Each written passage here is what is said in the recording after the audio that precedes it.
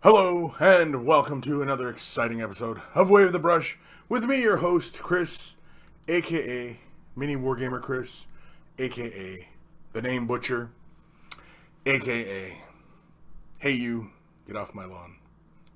Wave the Brush, the most informative 120 minutes on the internet on the wargaming lifestyle. We'll talk about painting, terrain, and conversions, and everything under the sun. So if you're a brand new viewer, you've never watched the show before, we're going to be talking a whole lot of hobby miniature painting, as well as a lot of what's under the sun, meaning any topics up for grabs.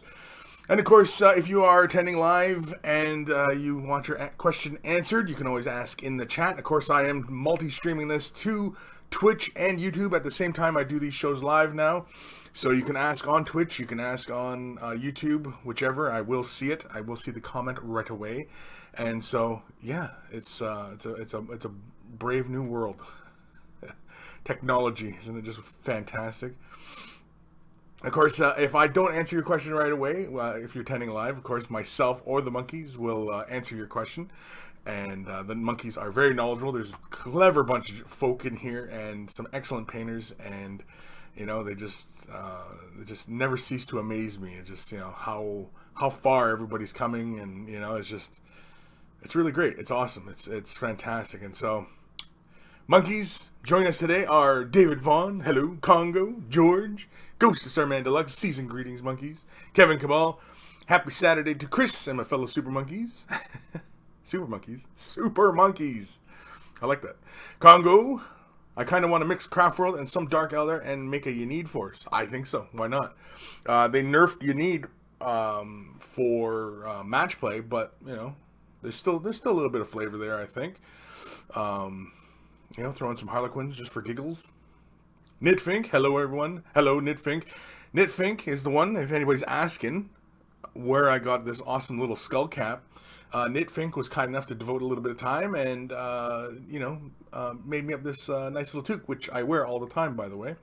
And, you know, of course, if you want to, a toque, or hat, or skull cap, whichever way you call it, if you want one, knitfink.com. Drop her a message. And expect to pay a decent price. I don't know. Actually, I don't know if Knitfink is actually charging people or what, or if she's, yeah, I don't know. Not my business. So, shoot her a link and say, hey, you know what? I saw Kris's toque and it was really fantastic. And would you be willing to make me one? If you ask nicely, she might. Ram V, good my Dark Angel Codex today. Oh, got your Dark Angel today? Cool. Two Guns Painting, Event all. Doran Jr., happy Saturday, monkeys and Monkey Lord. George Hintz over on Twitch, howdy. Two Guns Painting, evening. Dark Commission, howdy Kris and Monkey Minions. Eric Fountain, morning Kris and everyone. Doran Jr. Loved you in the Bat Rap versus Steve as well, Kris. Thank you. That was a lot of fun. A lot of people, you know, I don't think were, you know, excited about, you know, like the lists that were brought. Really, it was more of a test for Steve because he wanted to test out Ravenwing, he wanted to test out Death Guard or Deathwing, and then he wanted to test out like a mixed force. And he told me what he was bringing, and so, like, you know, for both of my lists, I thought, well, okay, well, I said, well, do you mind if I bring the Warlock Conclave? He said, it's kind of beefy, it's kind of tough. So yeah, no, bring it. Well, you know, and what he brought, man, he brought like all those Ravenwing bikes and stuff like that. I thought he was going to shoot the crap out of me too. I was concerned. I was genuinely concerned when I was looking at all that he brought. I was like, he's going to outshoot me to death.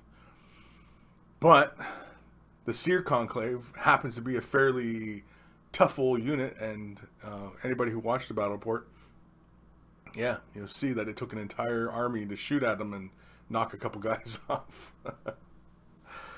Ba-dum-bum-bum. Congo. Kris, you need an Uthwi hat? Because Uthwi the best pointy ear humies. No, Samhan, man. Samhan there. Samhan. No, over there. Right there.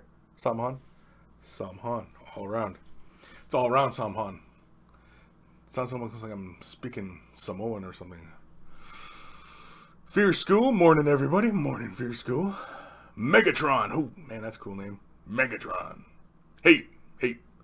Ramvi, Knitfink, what's your website? Yeah, I'm pretty sure it's just knitfink.com, right? It's just knitfink.com. That's where you go. Get one of these. Ask nicely. Be polite. And she might be able to hook you up. Clumsy Jugular, over on Twitch. Hello, everyone. Cock King 5555. Way of the Brush 184. I choose you, Brush, go, man. Brush? No. Oh, wow. I choose you, Brushman, go. I choose you, Brushman, go. I choose you, Brushman, go. I don't know what that means. I'm a little confused. I'm just gonna pause these things here. I don't need these things running. All these devices and things and technology and things.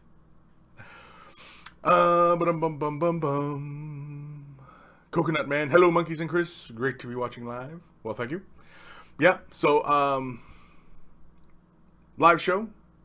Usually, we talk about whatever's, hobby painting. Of course, this show is always about you guys and answering your questions and getting your emails. Of course, you can, if you're attending or if you're not able to watch this live, you can always shoot me a message at kris@miniwargaming.com. And, I'll be sure to answer your question because I do it on live. And, and of course, if you're posting pictures, send them as attachments in the email. Don't point me off to, like, photo bucket or anything like that. I don't like going all over the place like that. So, just because, there's all sorts of crap advertising. And you don't know what's going to pop up and, crazy crap. So, yeah. I can't remember what else. Oh, yeah. So I saw Star Wars. Yeah, I saw Star Wars. I went and saw it. You bet your ass I went and saw it. And it was a good old time. Any excuse to whip out my lightsaber. No. It was a good one. It wasn't what I was expecting. It was a lot lighter than I thought it would be. No spoilers here, so don't worry. I enjoyed it. I liked it. It was on par with the current direction in which you see Star Wars movies. Mind you, though, it doesn't have the same vibe as, say, like Rogue One. Rogue One is a different kind of vibe, but this has more of a vibe like A Force Awakens, and it's a newer film, so it's got all that, and I enjoyed it. Like I said, it wasn't quite as the movie I was expecting. I was expecting a much darker film. I was, because everybody was equating it to like Empire Strikes Back. Like as far as like where this is gonna fall. This is the second act in this new trilogy, so it's gonna be a much darker story. So I was expecting a much darker film, and it wasn't. It was actually Kevin Cabal just read that comment. I liked it. I thought it was good. It was good, like, considering that if it didn't have as much humor as it did. Now, it's not like it's action-packed with humor or anything like that, but there are nice little humor points in the movie. And the movie actually probably would have been a bit darker if it didn't have these much lighter, kind of comical kind of moments in the movie. And so, yeah, it was good. I enjoyed it. I realized that there's people out there who are gonna, poop on it and everything like that. And I mean, like, sure. I mean, like, nobody goes to Star Wars to see high art.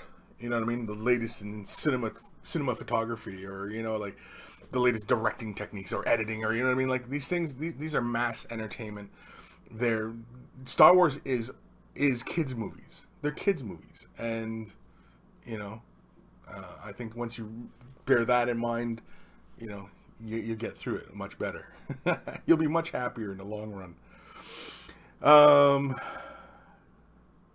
John J, what's up, peoples? Ramvi, 8 was awesome. Yeah, I enjoyed it. I was pleasantly surprised by it. That's what I'll say. I was pleasantly surprised by it. It wasn't the movie I was expecting, and I'm glad they went in the direction. Because if they did what Empire Strikes Back, if they just redid Empire Strikes Back, then everybody would be going, "Oh, this is crap. This is just Empire Strikes Back," and you know what I mean. And so it'd have been crap. Whereas they went something different, and I like that. I like that they did something different, and you know, so no, it's good. Eric Fountain. So, Chris, what did you think of the War on Christmas miniatures? I thought they were pretty darn cool. I pointed them out to our advertising manager. I don't know if we're gonna, make contact with them or possibly cover their miniatures or anything like that. But I liked it. I love the theme. The theme's hilarious. I wonder if they're gonna go take it further. Like what more can they do with it? Like I'm curious. But yeah, I thought it was very interesting. The War on Christmas, it's still a Kickstarter for anybody who's wondering what the heck I'm talking about. We were talking about it last show, I do believe, and it's basically a Christmas-themed miniature game.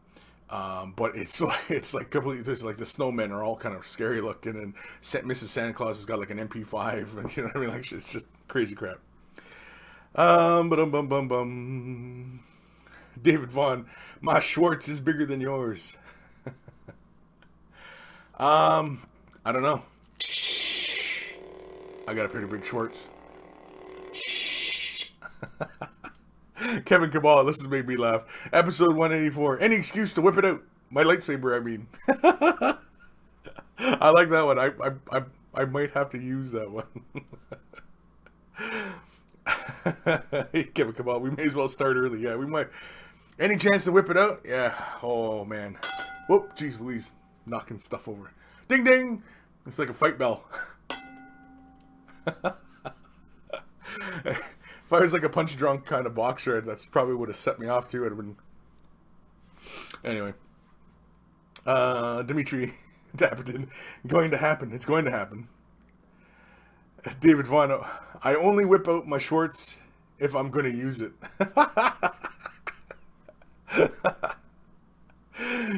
Dimitri, in my opinion, too many jokes. Marvel Pox but boy is it better. What? Marvel Pox.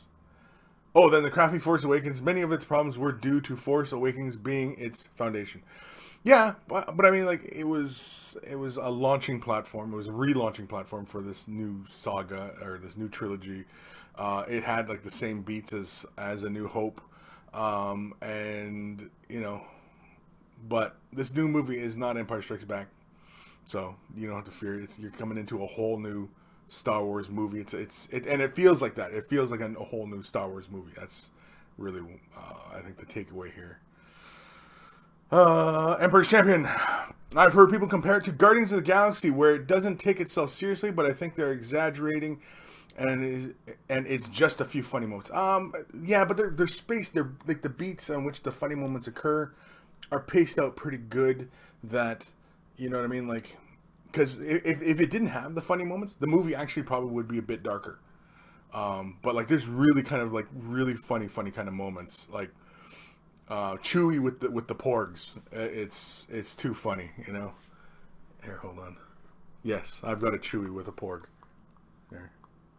Chewie with a porg. I can't do it right now. I can't do the voice. I can't do Chewie right now. I can't convey Chewie.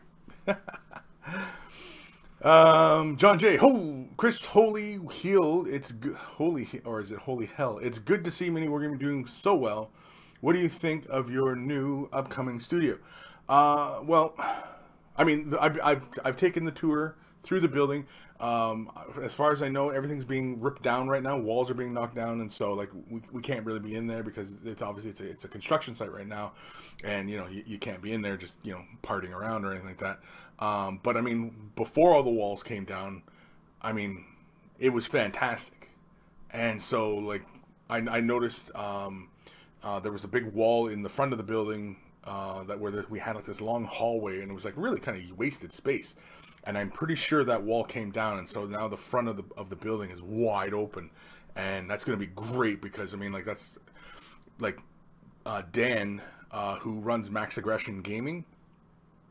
He's going to be in the storefront, and he's going to be selling product, and he's partnering up with Mini Wargaming, and he's going to have tons of room to have product, possibly demo stations, painting stations, you know what I mean, and just have a proper kind of gaming setting. And I'm really excited for it.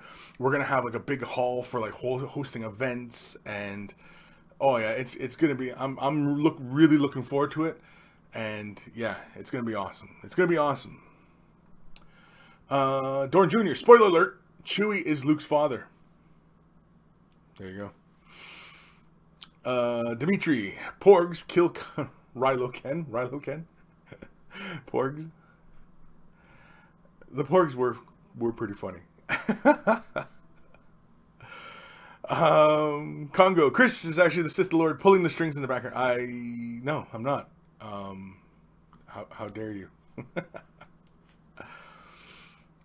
George, you can't summon your inner Chewie. No, I can't summon my inner Chewie. I can't do it. Yeah. Performance anxiety. Amber's champion. Darth Bello does have a ring to it. Darth Bello? Yeah, it does. Darth Bello. Okay, I guess I can put my sword away, right? Wait, one more time. There we go. Ding, ding. Yeah, so I enjoyed it. It was a good flick. And anybody who loves them some Star Wars, I would definitely recommend to go see it. But it's not the movie you think it's going to be. That's all I'll say. That's all I'll say. That's it. In fact, I'm just going to stop talking from this point forward. Yeah. In fact, I'm going to grab a coffee. You know what, though? I am going to put Kevin Cabal's comment. Where is that? Where'd it go? Where'd it go? There it is.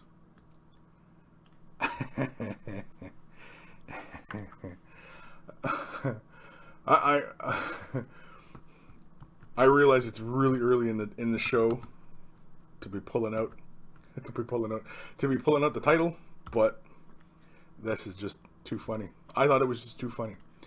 No, where am I going here? I need to go here. Sorry, I'm just adjusting the titles here on both YouTube and Twitch. It's kind of a pain in the ass now that I'm streaming to both. That you know, if I make an adjustment, I have to adjust to both things now. But I mean, such is the life, right? But I thought that title was funny. Oh, Kevin Cabal, my life is now complete. Kevin, have I never used any of your suggestions? No? Kevin, like, your name is very familiar. I mean, I'm pretty sure you've been around a long time, and I've never used any of your suggestions. Come on. Ben Ellis, damn, I missed the start of the show. Yeah, Ben, you missed it. I whipped it out, showed everybody, rang a bell, and, you know. No, I didn't whip it out. That would be a short show. All right, let's do some email, I think.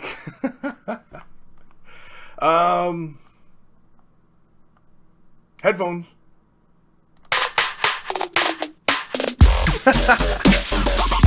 Email time.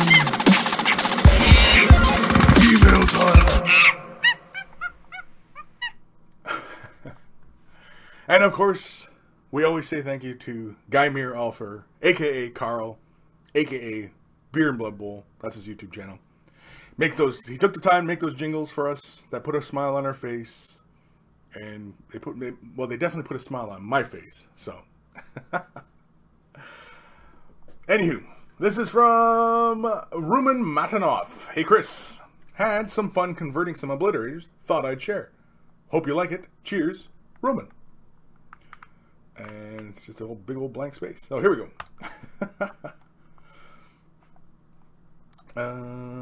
Yeah, let's go with this one. This one? Yeah, this one. Now we'll stick with this one. Night Lord Terminators. I like it. Nice lightning. Like the blue. Oh, these are obliterators. I was gonna say, because I was like, I was gonna say that's a little too much glue, I think, for those weapons, but I realized no, these are the obliterators.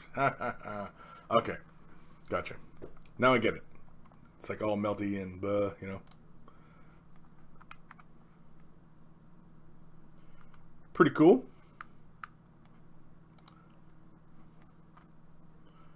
It's one way around a lack of, you know.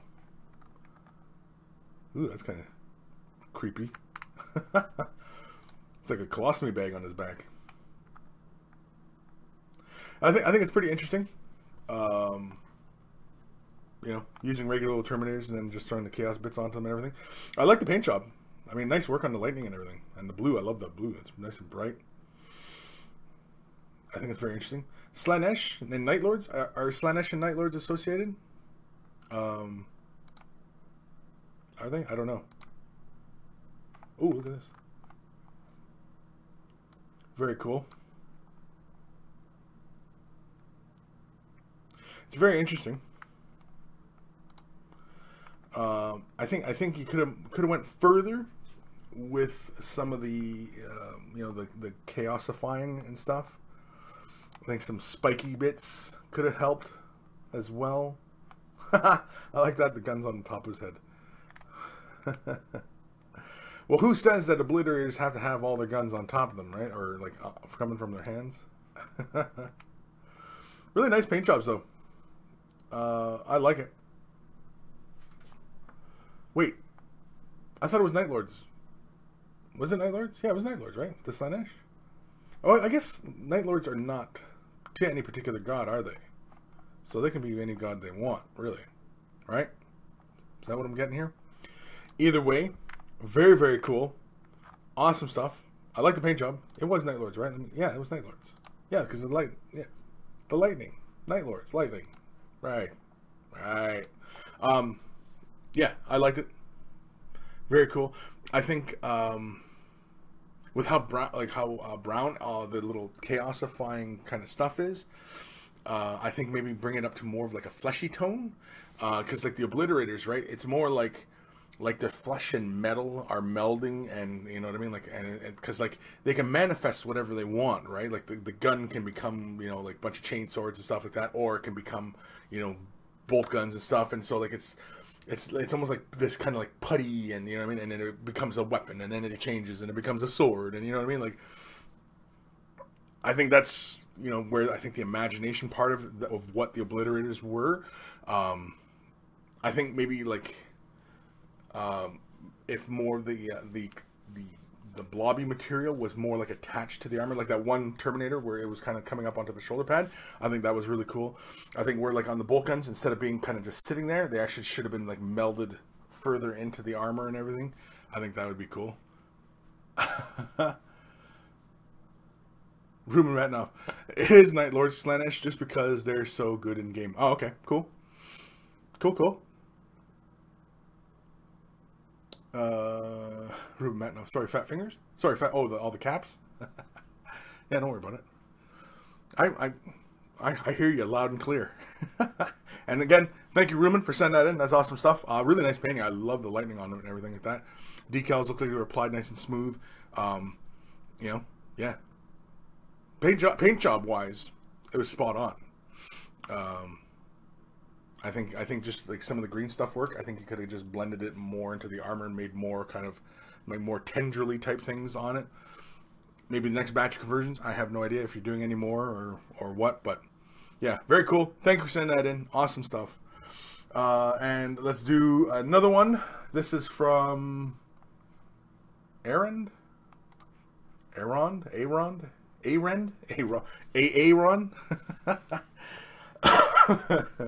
Hi, Chris. Love your work. Really helped me out with your painting quick tips. I'm not sure if... Hold on here. I'm showing his email. Damn it. Oh, damn it. Yeah, I got to readjust that screen. Anyway, I'm not sure if you're the one to contact with my question, but I figured maybe you could either forward it or tell me who has more knowledge on the subject. I'm looking to start Astro Militarum Army, but with Chaos Troopers, I have several good ideas on how to chaosify the tanks and vehicles, but my problem at the moment is the guardsmen themselves. I have my heart kind of set on doing them in the style of Dawn of War 2 Heretics. I've included a picture just in case. The main problem are the legs. I am thinking to either use the Forge World Resin Renegade upgrade set, Cadian arms and some legs, or use the entire Cadian upper body, removing all Imperial insignia, and use 4th generation Neophyte heads. Interesting. Either way, my problem really is the legs. I have no idea what to use. I consider Dark Elf legs, but I don't really like all the chainmail so much. Anyway, any help would be appreciated. Keep up the good work. Cheers. And so he's got a picture here of the artwork that he's talking about and those legs. His problem is the legs, right? He wants to have this kind of robed kind of figure, right? So, who has legs like that? I'm trying to think here. I'm trying to think if there's any third party out there with the legs like that. Because, I mean, he'd like to have them like the Dawn of War, but I'm trying to think where those legs, because I know there's got to be a plastic set of legs like that.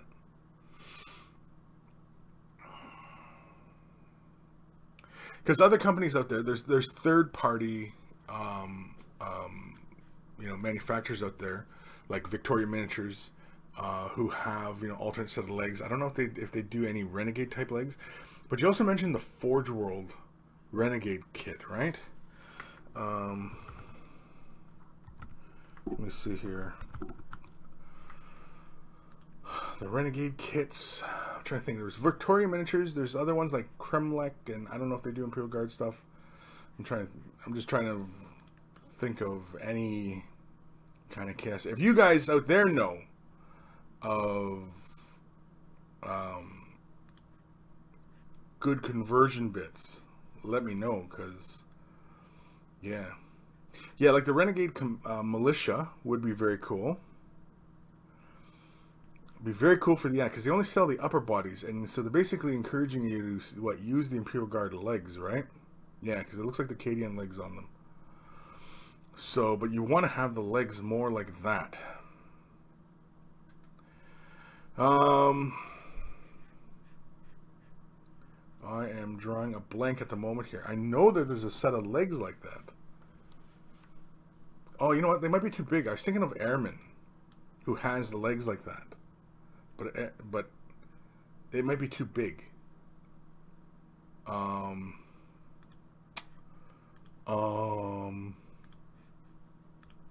I'm just kind of clicking through things here. Man, let me see Victoria.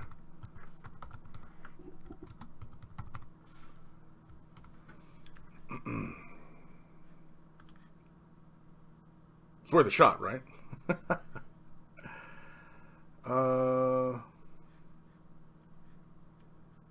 They have some legs, it looks like, with like long coat. They have some with great coat. Go to Victoria Miniatures. That's what I'm going to suggest. Aaron. They have some legs, and a decent price for a couple of them. Male legs. I don't know if they have female. Yeah, they got some female legs too. Female great coat. That might be more in line with what you're looking at. It's not a full length kind of cloakish robe type thing, but it's a long coat. It's past the knees.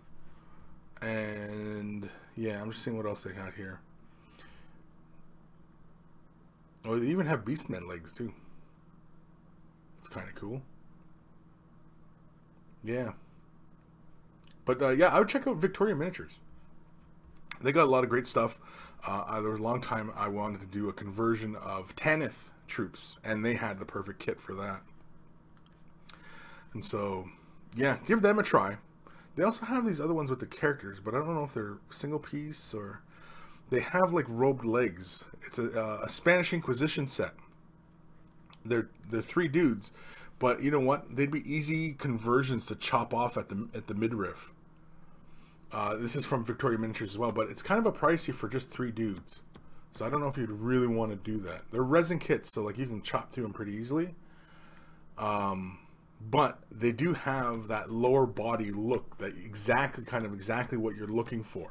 So check out Victoria Miniatures. It's called the Spanish Inquisition. It's 3 models. They have like the long robes flowing down from their waistline. And I don't know. I mean, if you want to spend that on that, you know, if you want to spend it, then spend it. It's kind of expensive conversion rather than going with they offer like $5 legs and stuff like that. So, yeah. Oh, Ben, that's another great idea. Shapeweigh, 3D printed. Maybe 3D printed is the way to go. And get yourself a master and then recast, and you know, if you want to do like a few hundred of them and stuff. Yeah, that's an excellent idea. That's an excellent idea, Ben. Excellent idea. Ghost of Starman Deluxe says Empire Flagellants. Flagellants? The Empire Flagellants. Yes, I knew there was a kit out there that should have that kind of look, right? Empire Flagellants. Flagellants? Is that how you pronounce that? It's not flatulence.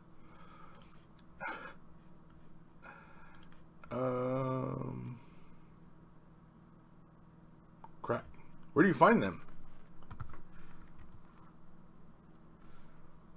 There we go. I got them. Oh, these are perfect. This is okay. For top prize goes to Ghost of Starman Deluxe, Empire Flagellants from Fantasy. They have the lower half on what you're looking for.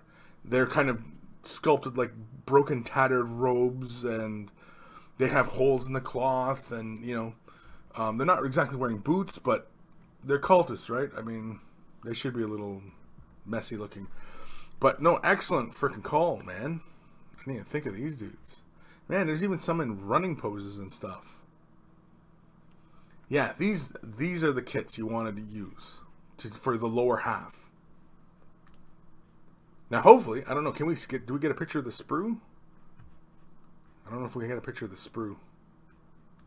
It'd be kind of nice if we could see the sprue, just to make sure that that lower half, but I think it is, that lower half I think is separate from that upper half.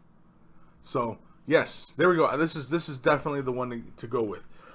Thank you, Ghost Starman Deluxe, right? Yeah, Ghost Starman Deluxe, Empire Flagellants from the Age of Sigmar line. Just type in Flagellants in this Geek Games Workshop search, and you'll see them. There's only the Arco Flagellants and then these guys. And yeah, I think this is the look you're looking for right here. So Aaron, hopefully that's helpful, and thank you for sending the email. And once you start the conversions, you have to send me an email and show me, you know, your progress, because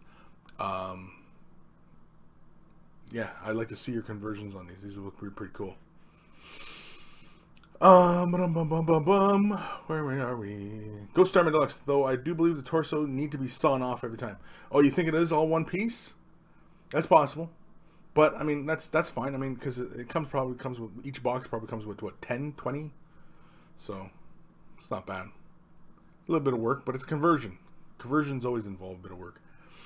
Ramvi, if you find a model or Royal Guard Star Wars, that would be pretty similar. Yeah, that would be a good one too. Congo, if he does the Dark Elf route, he'll be chopping off a bunch of torsos. I have Dark Elves, and I believe the legs and torsos were one piece. Dark Commission, nobody expects Victoria Miniatures. Nobody expects Victoria Miniatures? Ghost Starman Deluxe, Chris. By the way, the G in flagellants is pronounced J, so flagellants? It's not flagellants? That sounds like flatulence. That can't be right.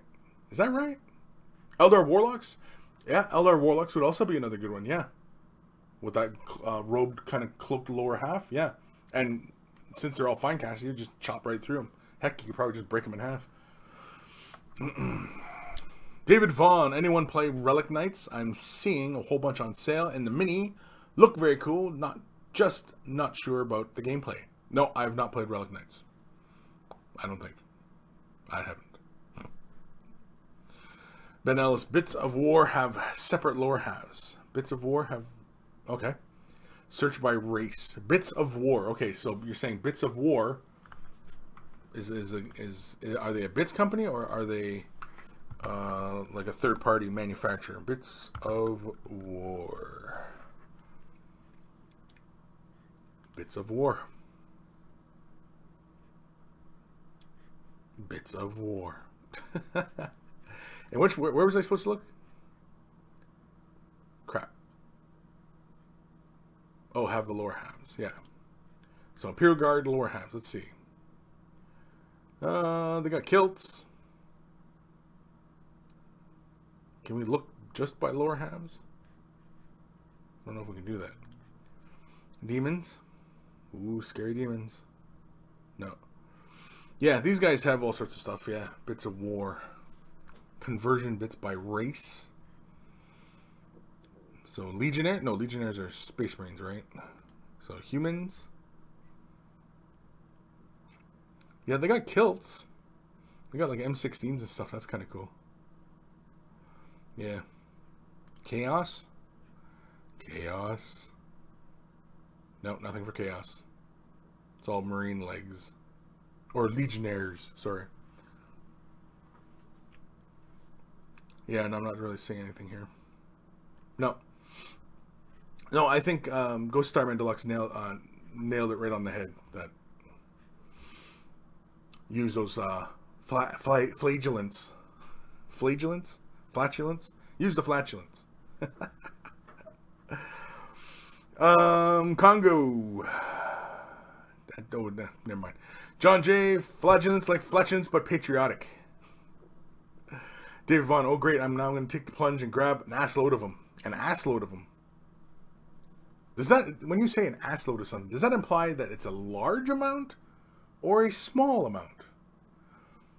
Is it implying like how much you could actually physically store in there? Is it like, you know, like chipmunks, like, you know, and they grab like the acorns and stuff like that, and then, you know, and they load up, and their head's just like huge because they're loaded up with all sorts of nuts? Is that what it is?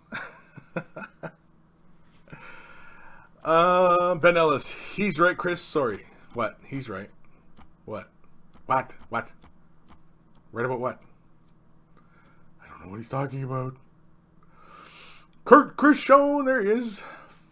Flagellants. Flagellants. Not flagellants. Flagellants. Gotcha. Flagellants. Emperor's Champions. Imperial Flatulence. Flatulence. Learning English with Chris. That'll be the next class. I'm the worst person to learn English from. King 555 Bits of War, aka Cromlech. Yeah, I kind of figured Cromlech would, because I know Cromlech is like another name in the third-party bits manufacturer. Old Man Logan, correct. Flagellants. I noticed everybody spelt it a different way. Flagellants. Jalapeno. David Vaughn, large amount. I like big asses. So it's a large amount, right? It's a full-on ass load. It's an ass load. Oh, man. Ben Ellis, right about the name. Yeah, right about the name. Congo, we fart in the name of the Emperor. It's the Emperor's flatulence. Oh, man. We try and keep the bar up here, but somehow the bar just kind of keeps falling down.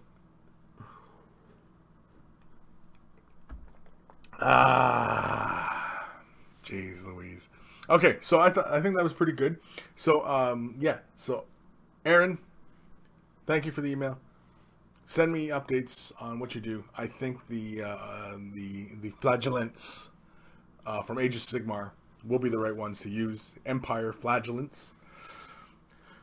Otherwise, yeah, I think another good one was the Warlocks. Using the Warlocks. There's a couple Warlocks that have that right pose, and you can just lop them off right at the waist, and then just glue on the thing. And they're about the same size, and so I think those ones would work pretty well too. We looked at Cromlech. They didn't offer anything as far as cultist kind of legs, and I'm kind of surprised nobody has. Why has nobody made a set of legs like that? It'd be super easy to cast those because it's just a straight up kind of cone shape with little feet sticking out, right? So I'm not sure why anybody hasn't jumped on that bandwagon to make conversion kits like that. I think now that we've put it out into the universe, I think somebody will, but otherwise, oh wait, I got freaking hiccups now. Oh, I hate hiccups. It's a good time for hiccups anyway, right? While I'm doing this show, I'm trying to talk, and I'm just gonna. Congo, we lower the bar so the expectation bar is much easier to reach. If it's easier to reach, it's easier to meet expectations.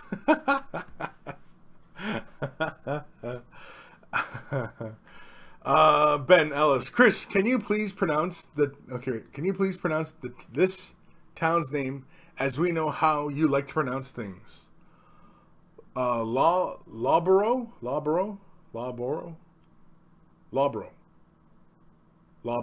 Yeah. Lawborough. It's here in England. Yeah, I'm going to say Lawborough. Lowborough. Lowborough? Bring back Sheriff Lobo. Lowborough. Lowborough. Lawborough. Is that how it is? Lawborough. Gotta try and throw a little bit of that English pronunciation in there. Lawborough. Law or low? Dough? Because it's like dough with an L, right? So Lowborough. Right? Snake Awesome. Hi, Snake Awesome. Dark Commission, I'd rather whip myself than use flagellants. Flagellants.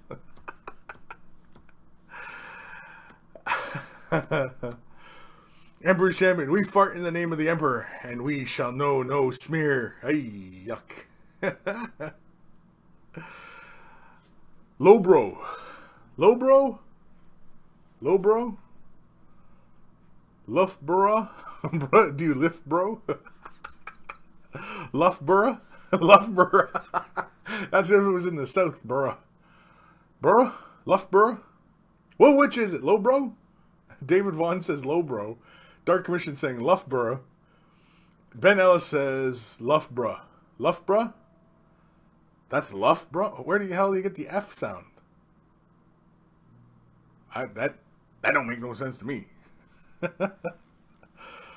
Is that what town you're in, Ben? Is that why you want me to say the name? Because you can be like, Kris is going to completely F this up. Because I'll be looking for Lowbro. He's talking about Loughborough. I'll be in England. Yeah, where's Ben? He's in Lowbro or something like that. Trying to find him. I can't find him. So where is he? Oh man, Ben Ellis. Yeah, Loughborough. Laugh. F and laugh. Okay. But it's like dough. So how is dough and the same thing? And come on. Wait, or am I misspelling dough again? I think I'm spelling dough. I think I'm spelling it wrong. Again, I don't know why anybody's learning English lessons from me. So come on. Snake Awesome wants to know Dark Angels or Blood Angels. I'm actually more partial, I suppose, to I don't know.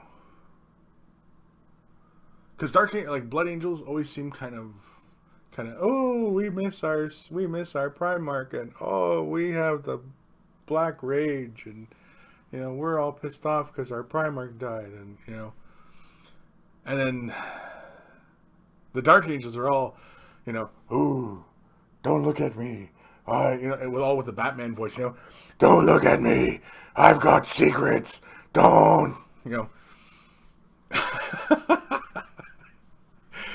So I don't know. Like, it's kind of hard to get behind either one. I suppose if anything, Dark Angels, just because they talk with the Batman voice. And we're gonna go to the Rock and purge ourselves some heretics. Something like that, right? I really don't want to go into a full Batman, especially because the mic's really like kind of close here. I suppose I could like bring it right up here and just and tell me about the drugs. Anyway, Dark Commission definitely left, bruh, because I've been there. Okay. Ben Ellis, it's for giggles, Chris. Emperor Champion, laugh, cough. Yeah, okay. I got it with, laugh. I got it with laugh. I mean, sure. Man, I don't know. Whatever. I mean, what do we sit here and pick on me because I don't know English? Ben Ellis, night and fight. Night and night? Night and night. Night. Rough. Yes, rough. Oh, yes, I know. We're just gonna go through the whole English language. Congo. Chris likes red. Blood Angels are red. So Deck Angels because they're red. Or Blood Angels because they're red. Yeah, I mean, I like the color scheme of Blood Angels. Blood Angels. If I was going by just color schemes, yeah, it'd be Blood Angels. Because Blood Angels, I like how the Devastators, they have like the blue helmets. Is the blue helmet? Yeah, the Devastators have blue helmets. Assault Marines have yellow helmets.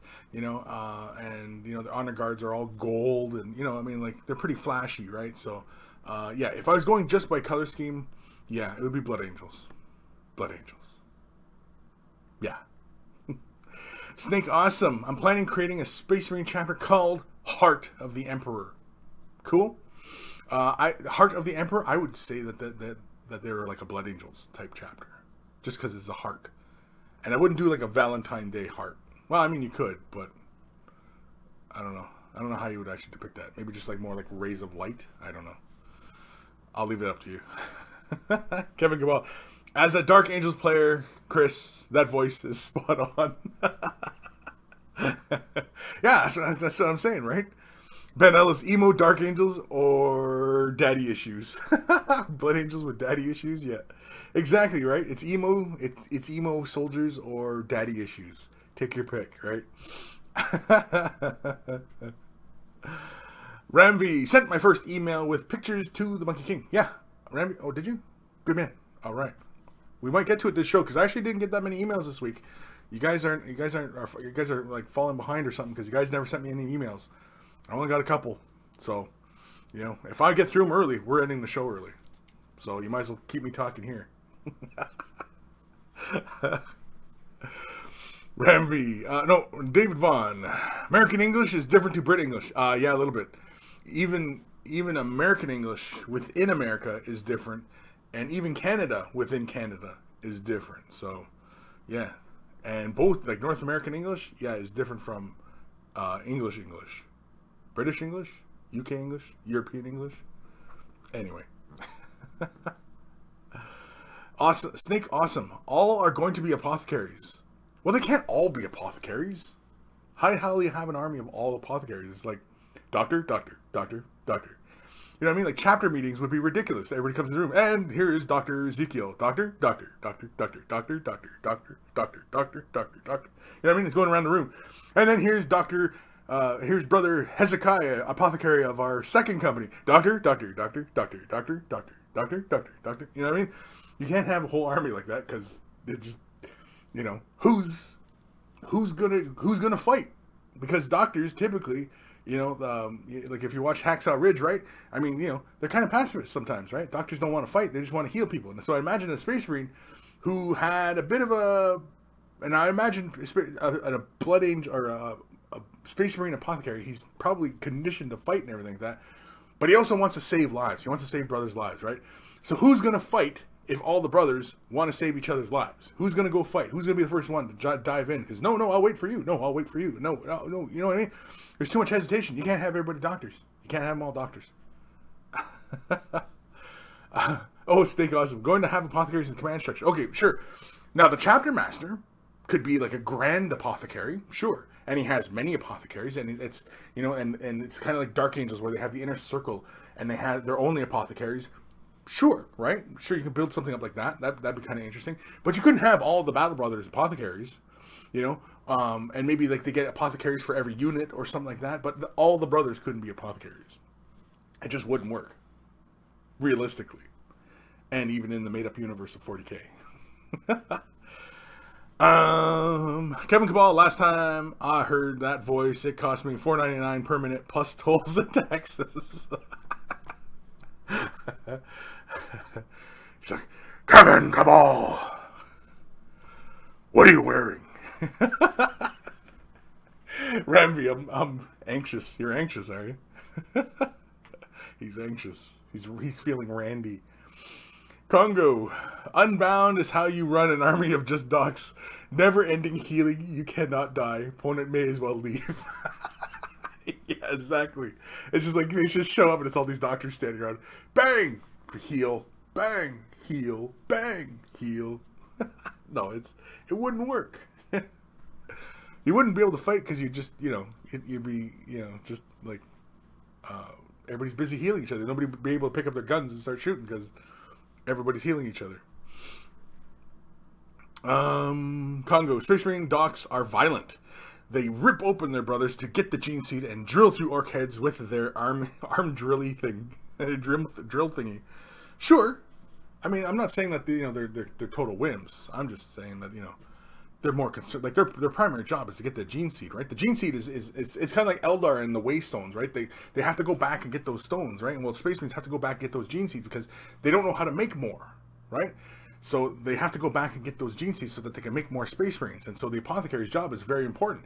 He can't be tied up, in regular kind of conflicts. He's got gene seeds to go pick up, right? So he's got a job to do. His job is not to kill everybody. His job is to go get gene seeds. And so, the whole army of them just wouldn't work. I mean, I don't know for certain, but I'm going to go out on the limb and say, yeah, it really wouldn't work. It's unlikely to work. Emperor's Champion, the ambulatory chapter. Yeah, they're like the Red Cross of the galaxy. Their ships are all just like the big battle cruisers are all white with a big red cross on it. That would actually be pretty funny, actually. The whole chapter, like ambulatory chapter, the Red Cross. Oh man! Actually, you know what? That'd be pretty easy because then you could use the Templar cross, right? Because it's because it's a cross, right? So you could use like the Templar cross, and I don't. This anybody who doesn't get this is a cross. Oh man! Ben Ellis, with all the apothecaries, it'd be like Rick and Morty episode with the Council of Ricks. Yeah, exactly, right? It's just, it's impossible. Snake Awesome. Allow aliens into their ranks. Oh man, now that's heresy. That's a Space Marine chapter based on heresy. This might as well be a Chaos chapter, because now you're talking crazy. I mean, having aliens in a Space Marine chapter, can't happen. That's not going to happen. It's Space Marine chapters are like country clubs. There's only a certain group of people allowed into them. That's awful, but it's kind of true though. Like really, when you think about it. Kevin Cabal, totally worth it. I'll send you a check. Dorian Jr. Isn't the one of the Forge World chapters apothecary heavy Red Scorpion? Is he? Cool. Henry Mella, damn, I'm late. Damn. Congo, I'm going to make a Blood Angel army with a handful of beefy characters and 100 docs. And just have 100 doctors just all running around.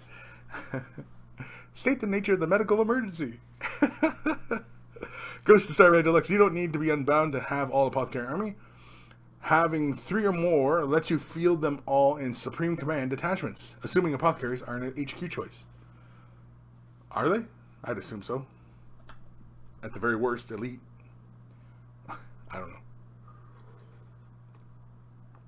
Mad Cow Crazy, I'm trying to find really small drive chains. Anyone have any suggestions? I don't mean chain, but drive chain, the type on bikes, etc. I need it in as small a scale as possible. Try. I mean, they might have it. Micromark.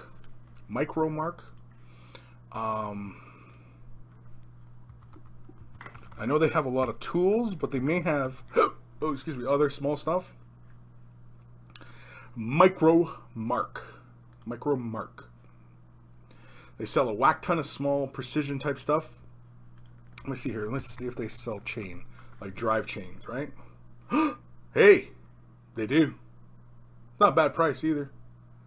Oh, they even have Tamiya ladder chain and sprockets. They have the miniature chains. Now, I don't know how small this chain is, but yeah, go to Micromark. They have miniature drive chain. I have no idea how small it is. I don't know if it's if it's what you need, but they have it. I just did a search on Micromark, and I typed in chain, and they got it. So hopefully, whoever said that, whoever asked that, I don't know who said it. Oh, Mad Cow Crazy. It was Mad Cow Crazy. Sorry. Yes, Mad Cow Crazy. So hopefully, Mad Cow, that helps. Micromark. Go into search, type in chain, and the first thing pops up is drive chain. And it'll be small because it's Micromark, so it's precision. Nick Dumont. Just send an email. Let's see if it comes up in this episode. Yeah, it might. Oh, yeah, I see 2 new emails. Snake Awesome. Ponies into their ranks. Okay, wait. You want doctors, chaos, and ponies in your army? Are you having me on? Are you, like... What are you doing, Snake Awesome? Who are you? Who is Snake Awesome? George, have you been keeping up with WizKids Deep Cuts? No. Have you? I haven't even heard. I haven't even keeping up with it. I didn't even know about it. What's Deep Cuts? That doesn't sound right. It sounds something for really depressed kids. Sam Potts, I'm here. How's it going, Chris? What's up, monkeys? Not too much, Sam. Just, doing a show, talking, trying to help, trying to answer any, legit questions. Otherwise, everybody's just been talking crap to me, making fun of my English. Everybody's been picking on me, man. Everybody's been picking on me. David Vaughn, aliens and Marines together would literally break the game. You'll have to buy a whole new sets. Yeah, if you bought Space Marines and that included aliens into Xenos into your army, you literally break 40k. 40k would break. You would break it, and it would be done. We'd all be done, and it would. In fact, a singularity would open, and the entire planet would get sucked in, and you would end us all if you did it. Don't do it. Don't end us all. Don't start the singularity. Ben Ellis, Chris, if you were to add any type of unit for any race, what would it be? Like, if I was going to add any unit into my army for Eldar, I could just add anybody? Like, willy-nilly? Oh, man, it'd probably be something Necron. Like the Tesseract, or, I don't know, the pylons, the forgeable pylons, those things are stupid. Yeah, that's about it, I think. Because Eldar have the speed and firepower down pat.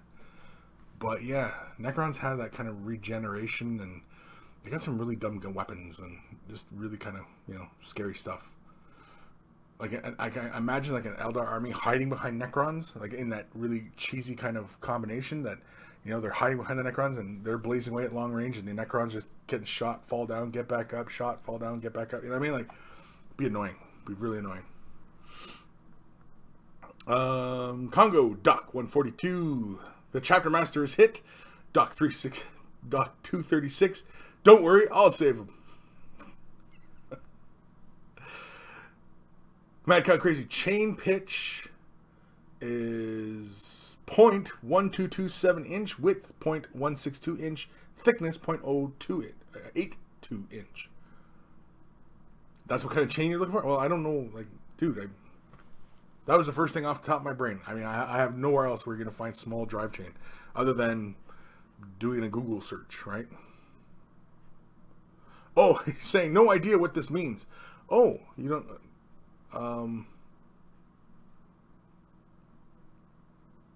Well, I assume that's each link bit. I assume they're talking about the linkage, each link. That's the measurements of each link. I would assume that's what they're talking about. I don't know. Is that what you're talking about there? Yeah. Oh, okay. Sorry. Yeah. The chain is only sold in increments of 1 foot. Oof. Yeah. I assume that that is the linkage. It's talking about chain pitch. You're gonna have to Google up what chain pitch is. Yeah, I have no idea, man. You're in a category I've never ventured into. You're treading water I've never treaded. So, yeah, I just took a shot. Mad Cow Crazy, would this fit on an orc or is it too big? I have no idea. But if we're talking point something of an inch, I think we're okay. That's pretty small, dude. I mean, if it's for an orc vehicle or something like that, I'm sure even regular bike chain would probably have worked. But yeah, I mean, we're talking about really small chain links, and I'm going to assume maybe the pitch. I don't know. You're gonna have to look up what chain pitch is. You're gonna have to Google up what chain pitch is. Exactly what that terminology means. I'm afraid I'm afraid I'm no good in this area. Snake Awesome could be the architect of fate. Could be. Might be. Who knows? But I think you'll probably blow us all up. Old Man Logan, to show my dedication to all things Way the Brush, I pulled off the road to send you an email. The show will not end early today, so help me God. But he's on the road, so I don't know what kind of maniac is watching this while driving. Crazy lunatic.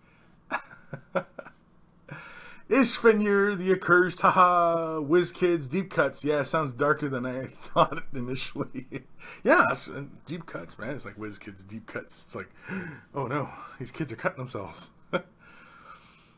Snake Awesome could be going to find an interesting Space Marine chapter.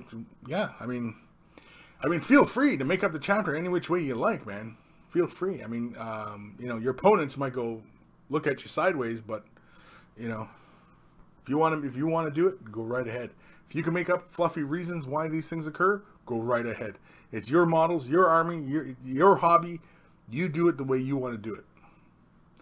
Now, if you want to fit in games, you might have, I think only your best friends are probably going to play with you. So, have fun. Ben Ellis, small drive chain. Try a train or similar small model company online. I think that's where these chains are coming from, because this is Micromark. I'm not getting a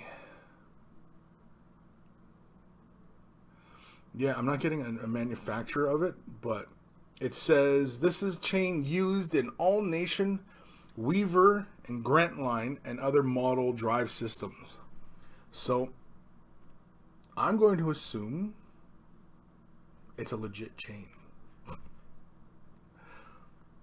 Oh, okay. David Vaughn says chain pitch is the distance between chain rollers. Okay, that makes a lot of sense. So that measurement is that empty gap between each chain. So 0.122 of an inch by 0.162 of an inch. How small is 0.1 of an inch? I mean, that's not like metric. I mean, like, it's... How do you even freaking measure that? What is that? What even measurement is that? Point of an inch. What's point of an inch? What is that? A hair? Or is that measured in hairs? Like, how is that? Okay. So, Congo, Imperial Guard, army of nothing but Sly Marlboro and Docs. Docs tar pit units and heal each other. Sly kills everything. Top tier loss right there. Top tier list right there. Yeah. You know what? I wouldn't be shocked if we see that. Henry Mella, why are there different factions of 40k called races when they're clearly different species? Yeah, really, right? But I think that's why they're kind of leading towards the word faction. It's just factions, and I think that's what they want to do, right? Is But yeah, I mean, yeah, it's different species. It's not races, it's species. Very good. Very interesting. Awesome Snake. No, Snake Awesome. I'm going to go with Awesome Snake. The Angels of Absolution are the second founding chapter of the Dark Angels. However, unlike their fellow Unforgiven, the Angels of Absolution feel that their shame in the eyes of the Emperor of Mankind has already been wiped away, and they have earned his absolution, which has also led to them foregoing the use of the term Unforgiven in relation to themselves. Okay, sure. Awesome. Is that part of the lore you're going for with your all doc army? Is they're delivering absolution to everybody? We're doctors. We're delivering absolution. Typically, it's only priests who do that, but you know, okay. Vasily Shimko. Hey everyone. Hello. David Wan. Let me take a piss and I'll get those measurements for you. Give me a sec. Wait, you're gonna go to the bathroom and get the measurements? Does that mean? Yeah, I think that's what he means. Snake. Chances of anything coming from Mars are 1,000,000 to 1. No. Huh? Snake, did we miss some part of this conversation? I don't know. Chances of anything coming from Mars are 1,000,000 to 1. Like, are you talking like in 40K, or are you talking like realistically, like for real? Because War of the Worlds was just a book, dude. It was just a book. Congo, did you just assume that they're species, Kris? Did I just assume it? I think I did, didn't I?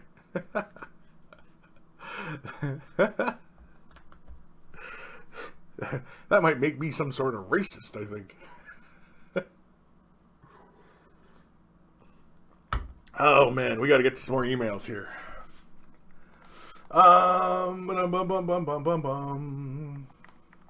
Yeah, here we go. This is an email. Headphones. Email time. Email time.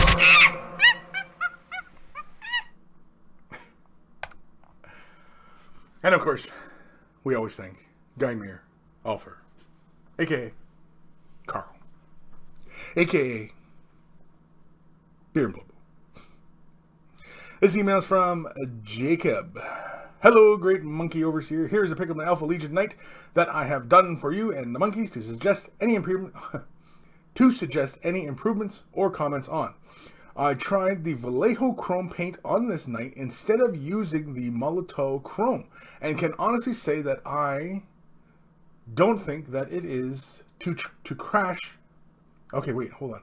I can honestly say that I don't think that it's to crash hot to use by brush or airbrush. I find it's watery when applying to the model. That sentence doesn't make sense to me, but okay. P.S. You can tell Lee that I'll be starting an Alpha Legion Sicarian tank as he wanted after I have done the 2 Salamander Spartans. Okay. So, I'm guessing he doesn't care for the Vallejo Chrome, although this model looks really nice and shiny and chrome. I like it. Love that blue. God, it's so purty. It's purty. Purty. The backside. Backside's not as fun as the front side. Ooh, or the top side. Yeah, that blue looks fantastic, man. Oh, yeah. I like how you got that depth in there, too. I like that. Oh, I like it.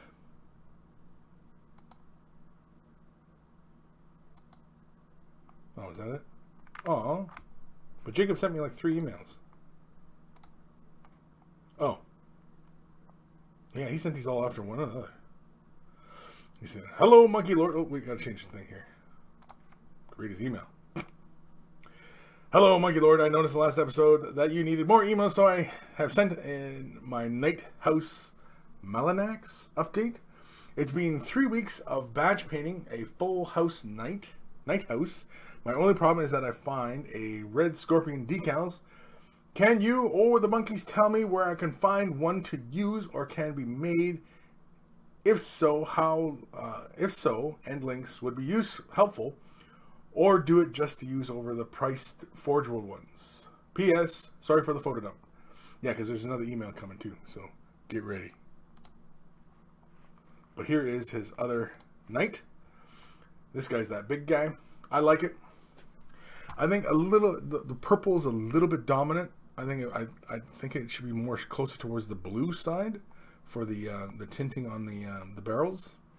But otherwise, it looks really good. Oh, he's got little Necron markings on him. Ooh, scary.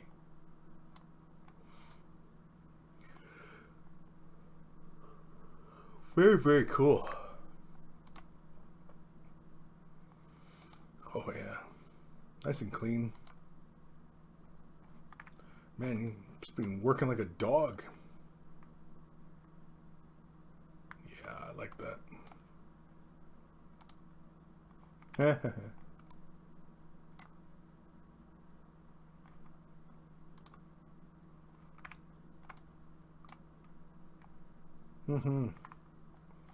Very, very cool. He stepped on that rhino, it's cracked in half. That's cool. You know he's heavy when he can crack a rhino in half.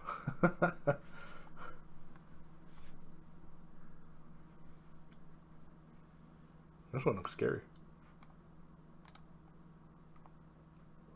Very, very cool. I like the charging poses and everything. Like, you really don't imagine these things, you know, doing a whole lot of running. He's got dual guns. That's cool.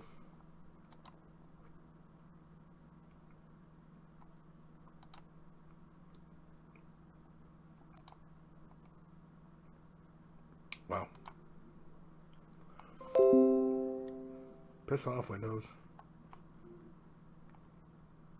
And so he's looking for the red scorpion markings. So does anybody know where, oh, can this thing piss off? It's obscuring my view. There we go. So does anybody know where we can find those red scorpion markings? Honestly, I don't know. I mean, if you wanted to go to a company, say like Fallout Hobbies, and do custom decals, sure. But otherwise, yeah, you might have to bite the bullet and get that decal sheet or transfer sheet or decal sheet.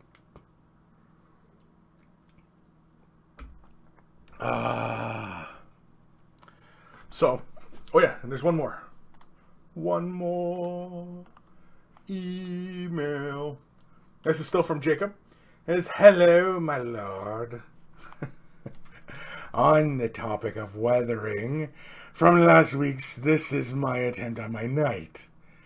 Could you please tell me if this is correct, where it's been applied, and the amount of damage, or does it need more? And thanks, Gore, the advice." Wow. Oh, on the topic of weathering. On the weathering, I don't see. Oh yeah, there's a little bit of weathering on the legs. Yeah, I mean, like you could do like, you know, like on the metal trim, there could be, you know, like chippage on that. The main armor plates, that's fine. On the main body and stuff like that. Yeah, that's fine. I like it. Like it's you know, it's not intense or anything like that, and I think that's fine. You know, because basically you have this really contrasty kind of look on the models, because you have this bone color and then the metal. I don't think it's necessary to have a lot of you know, battle damage and stuff like that. I think it would end up making the model feeling rather messy. Whereas at least it's predominantly a particular color that you have that very mild kind of chipping on edges and stuff like that. I think it works to the model's advantage, keeping this color scheme very clear. Yeah, I don't think you... No, I think you got like a good amount of weathering on here. I don't think they need to look, you know, completely blasted and, you know, just like worn down to the metal kind of look. I mean, if that was the kind of look you wanted, then, you know, you're pretty far from it. But I like this look better. I like the amount of chipping and such you have going on. It's not over the top or anything like that. And yeah, so no, I like the amount of weathering you got. And yeah, no, I think it's a good amount because, again, like I said, because the contrast levels on the model, that it's, you get that really kind of heavy metal, the darker metals on it, and then you have the bright bone on it. And if you had too much chippage and stuff like that, then the whole model would start to feel kind of messy, and you know, I don't think you want that. Now, mind you, though, the model is pretty big, so, but I mean, no, I like your choice that you went with, that it's not overly chipped and, you know, damaged and stuff. I think it's a good amount. I don't think it needs any more than that. Where are we in these comments here? What time are we at here? Holy man, we're already 20 after 1 already? Jeez Louise. Ben Ellis, thanks, Old Man Logan. This episode is too fun not to keep going through. Chris's seems to getting more abuse than Quark. Congo is shiny. Pretty shiny toy. Yeah. The first one, the Alpha Legion, yeah, that was really, really cool. I like that. I mean, you guys can see a lot of my stuff. It's, you know, I'm a sucker for this whole chrome stuff, and, you know, I'm not through it yet. It's kind of, it might be a phase, but I'm not through it yet, and so I'm enjoying it. Snake Awesome. The Emperor's Shadows are Loyalist's second founding successor chapter of the Stoic Iron Hands. The Emperor's Shadows field many dreadnoughts and prefer any weapons that projects bolts or slugs over energy weapons. Okay.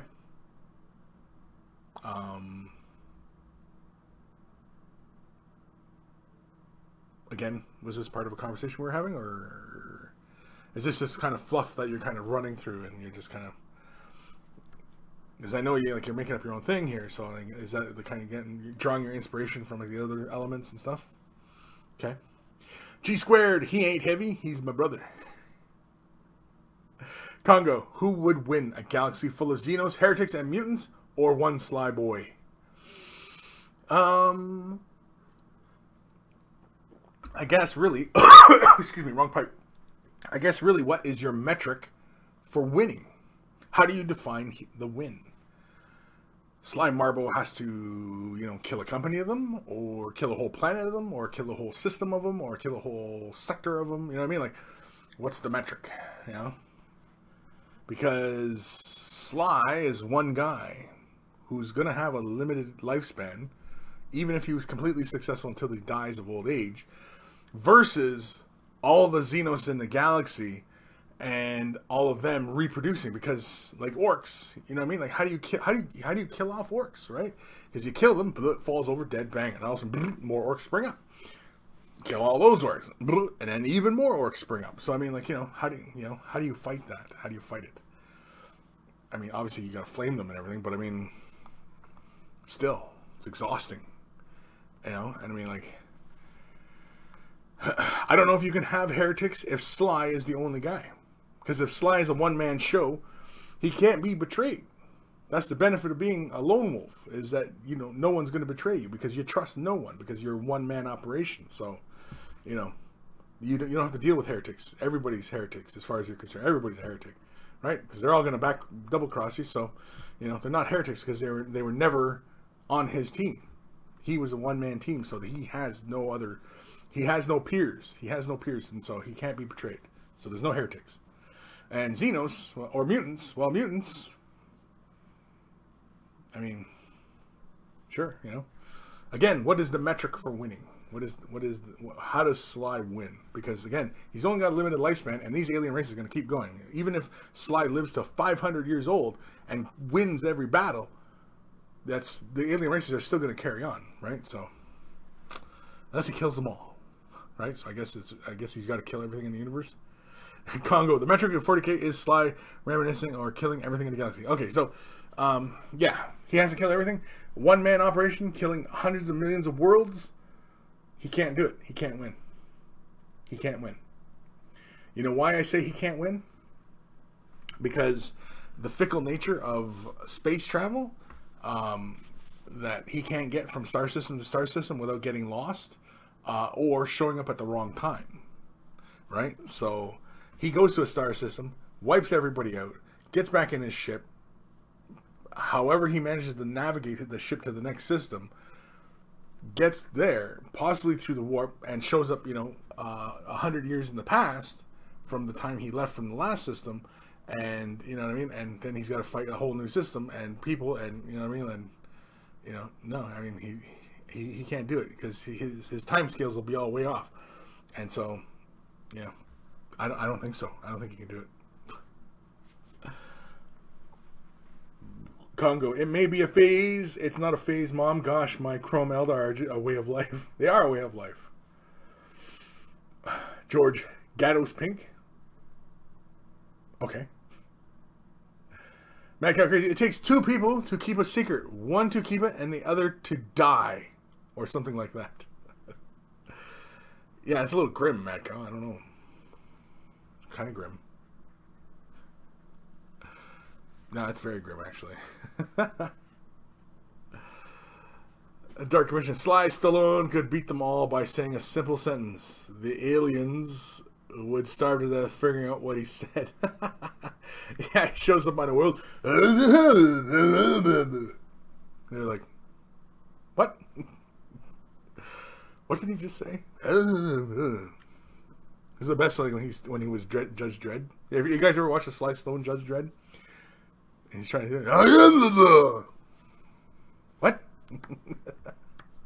I like, how can you read somebody their Miranda rights if you can't talk properly, right? You have the right to maintain it. Can't do it. I don't think it would hold up in court. In fact, I suspect under a Sly Stone Judge Dredd, a lot of people get off, which is probably why he reverts to just shooting everybody. Because the paperwork's too long and so many court cases get thrown out. So, it's trouble for him either way, right? So,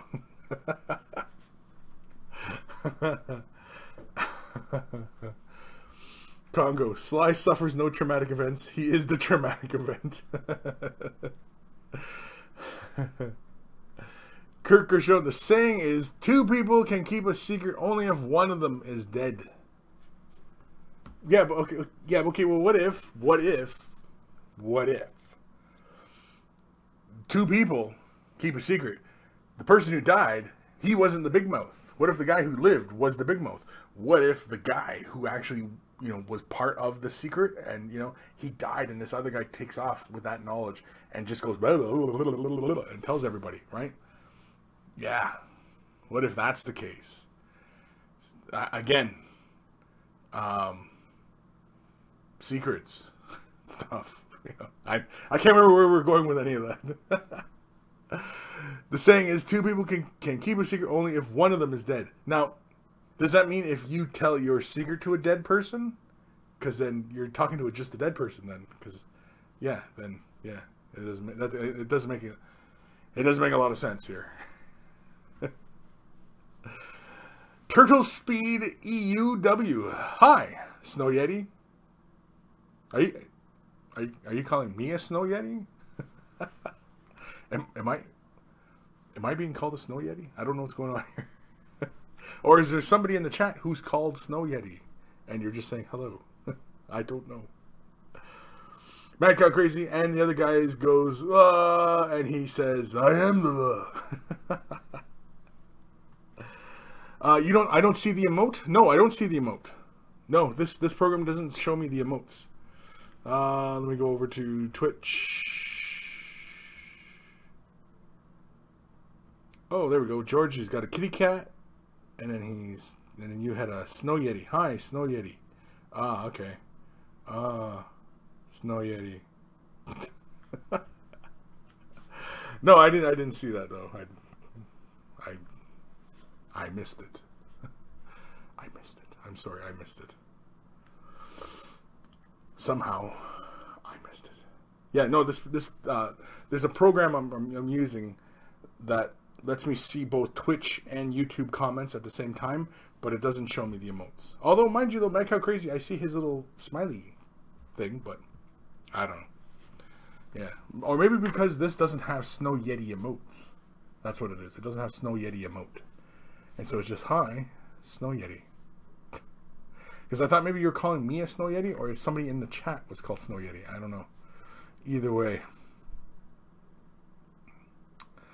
Congo, you can tell Sly your secrets. All he says is,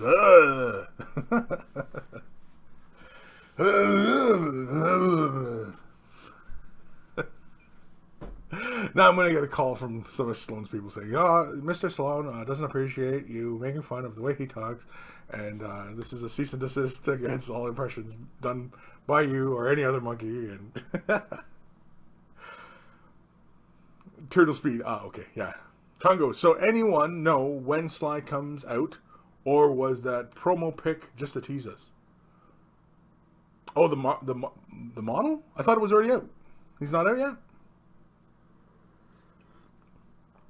I thought you meant, because the way I read your sentence is, so does anyone know when Sly comes out? I was like, Sly's coming out? Like, he's gay?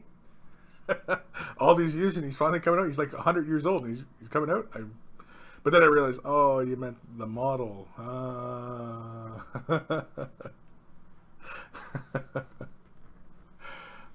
George Hintz. Tell them, what? What?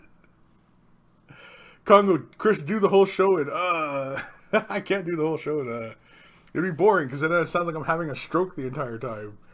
It's like Congo, George. You know, trying to read your comments is like, oh man. Congo, he says he hasn't seen it in the store. You haven't seen it in the store? I don't know. I couldn't tell you. I thought Slime Marble was already out, but I guess not. I mean, you know, it's not the first time I've been wrong. Certainly won't be the last time. All right, what time we at here? Holy man, it's already 1:30. We got half an hour left of the show. We still have a couple emails to go through, so let's get through the emails. Headphone time.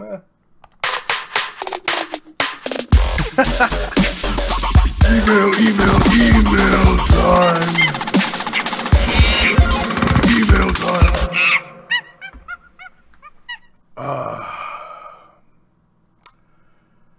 This one is from our good friend Knitfink. Hey Kris, I just wanted to send in some pics of my finished Skyweavers and another Dark Angel building that I did. I took your advice from the last one and added a satin finish to the marble sections. Thanks, Becca. And so here are her Harlequin models. Now, were these for commission or were these for your army? Because these are really, really good. I really like them. I like all the Celtic knot and blending into the flames.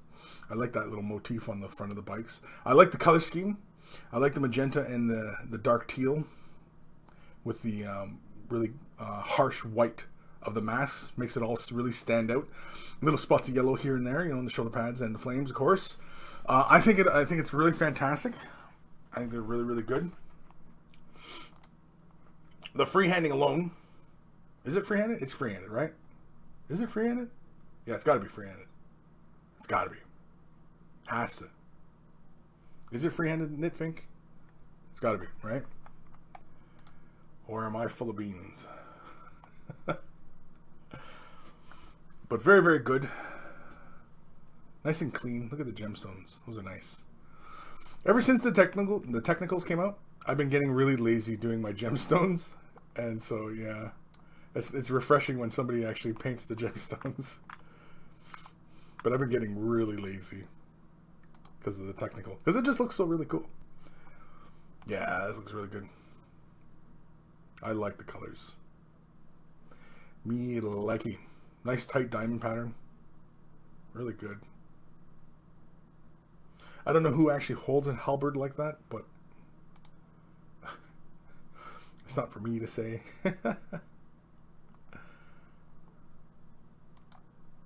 Oh, look at this thing. Oh, the marble. Okay. Ah. Oh, I see in the bronzing on the peaks. Oh, it looks like, what are these little statues? Very, very cool. Let's have a look at the marbling. Very nice. I like how you did that. Like, because like we have a few of these kits sitting around here, and they're just completely just dry brush stone. It's really, really boring. Nitfink. Oh yeah, they were a commission. Okay, so it was a commission. Real nice work. I'm sure that they were happy. Yeah, I like how you treated these as marble, just to break up, you know, just being this boring stone kind of building. Oh, look at that! Would you look at that? That's really kick-ass. That's really awesome. Okay, yeah. Oh, shoot. Yeah, I like these statues. These look cool. They're like little monks or something. Yeah, that's really cool though. I like that. Oh, and I can see the satin here. I can see it has a nice gloss. Now, did you like the finish with the satin on there, with having that slight kind of glossy? Oh, geez, that slight kind of glossy kind of look on there. I think it adds a nice dimension to it. You know, contrast between the drying of the stone and the smoothness of the marble. But the question is do you like it? Do you think it was a wise choice? Oh, is that it? Oh, that's it for Nitfink. Yeah, that's it. So that was Nitfink's painting. Harlequins looked awesome. Thank you for sharing those. I'm sure whoever you were painting those for was way impressed, I'm sure. And the churches, the church or the cathedral, whatever it is that for commission as well. Yeah, really awesome. I like the windows, man. That's really, really cool. Really, really awesome. Very, very cool. Thank you for sending that in. Awesome, awesome, awesome.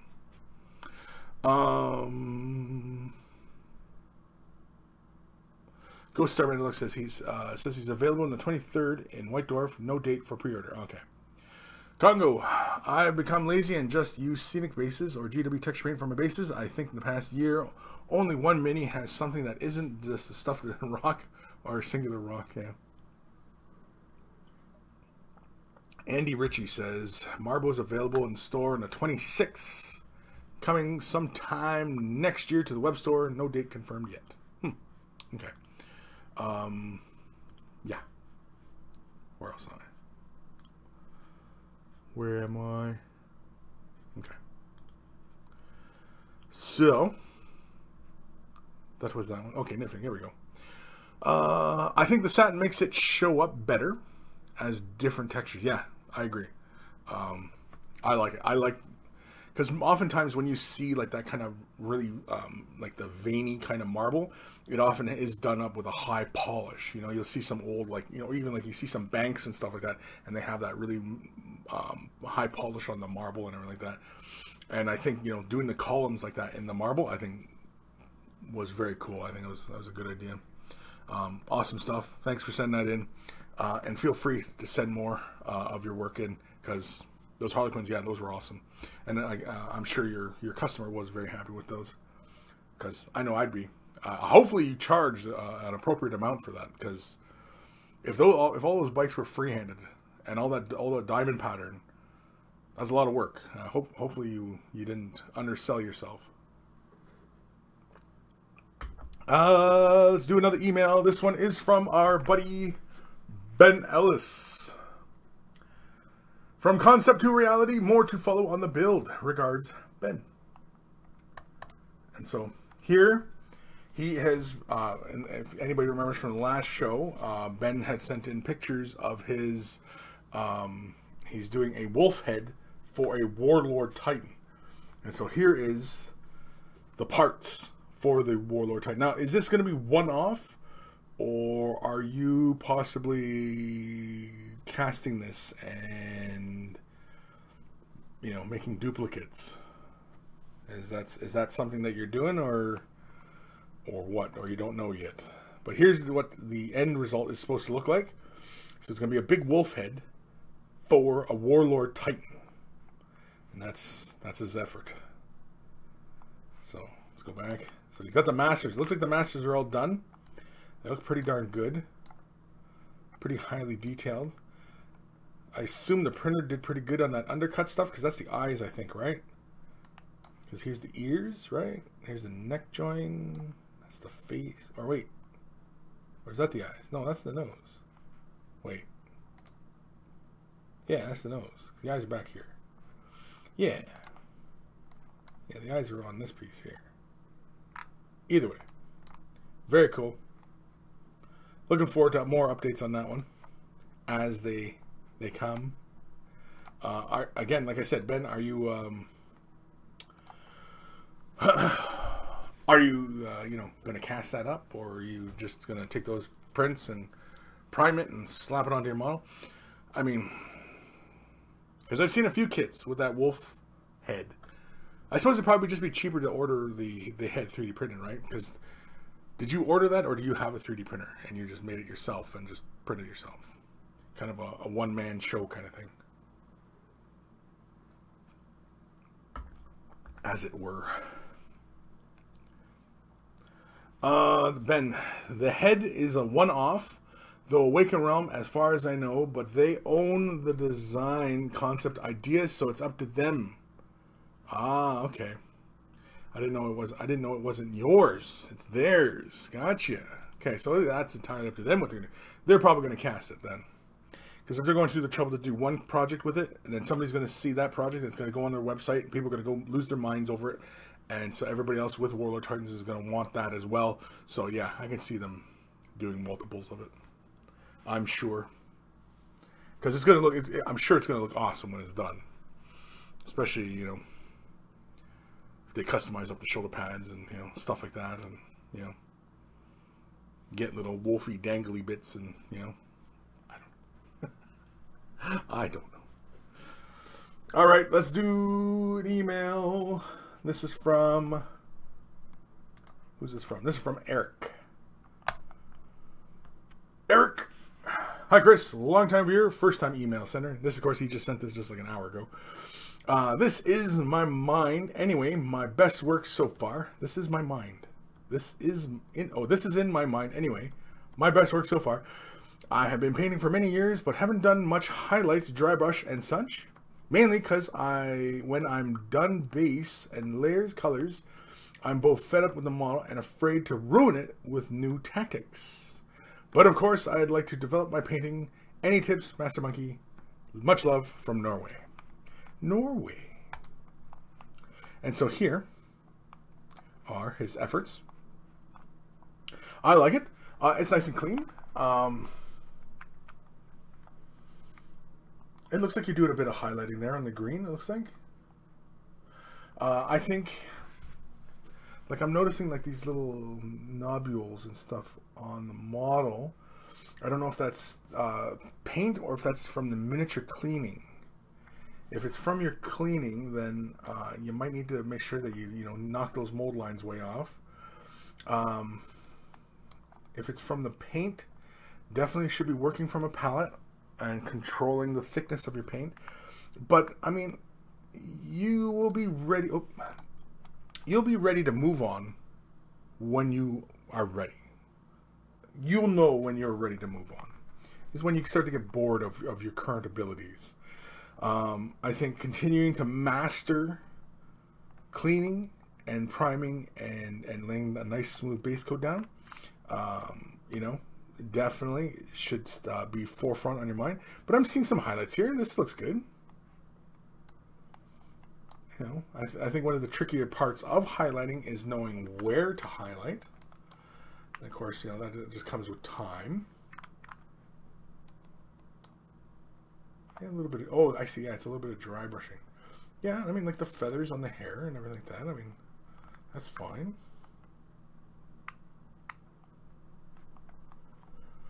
We all learn at our own pace. Don't be in a rush to, speed along the process. Take your time. Learn how to control the flow of your paint, and, enjoy yourself, really, first and foremost. Another one too is oftentimes, you know, like getting into, you see how, like, you know, it seems like, you know, you don't want to push that color. Now, to me, that looks like it might have been too thin, and you were just losing control of it, and you didn't want it flowing into the recesses and stuff like that, or your brush wasn't precise enough, in which case you might want to look for, you know, a much more sharper brush for that kind of work. I mean, for beginners, there's nothing wrong, absolutely nothing wrong with using Citadel's Artificer brush. It does the job. It's served me well. I use it in a lot of the videos when I'm doing fine detail work. I mean, I own Winsor Newton Series 7 fine detail brushes. I hardly ever use them because most of the time I can do the work with the precision brush of, you know, Artificer brush from Citadel. So, yeah. Don't get caught up in the whole, you know, brushes debate kind of thing. Clayton Tate, what's up, chicken butts? What's up? Chicken butts. Clayton Tate, where are the porgs? I want them. Yeah, I wonder what porg does taste like. Kind of roasting on a spit. Just roasting the little buggers. Because, like, do they have beaks or teeth? Because if they have teeth, then they're not really a bird-like species, are they? They're more like a mammal or a reptile. Because they had chicken feet too, didn't they? I don't know. Yeah, they got mouths though. Ramv, thank you very much. Yes, no problem, dude. Like I said, yeah, don't be in a big rush, you know, to do other stuff. You know, you'll get to it when you get to it, and you know, when you're ready. And you know, basically when you kind of figure that you're getting ready, it's kind of like when you're getting bored of doing something, and it's like, well, I'm going to try this then. I'm going to try this. I'm going to see how this goes. I'm going to mix the color in here and try this, and then all of a sudden you're starting to experiment, and then that's what kicks that next evolution off, is, you know, experimenting. And you know, don't be afraid to experiment either. If you're bored, if you find yourself at that point right now and you're already experimenting, then yeah, you are already ready to go to the next phase of your abilities. Ben Ellis, the only other wolf type bits other than the freehand are the shields that are being replaced with blizzard shields. I have given them, especially my point of contact, Lucas, or what? The artist. Okay.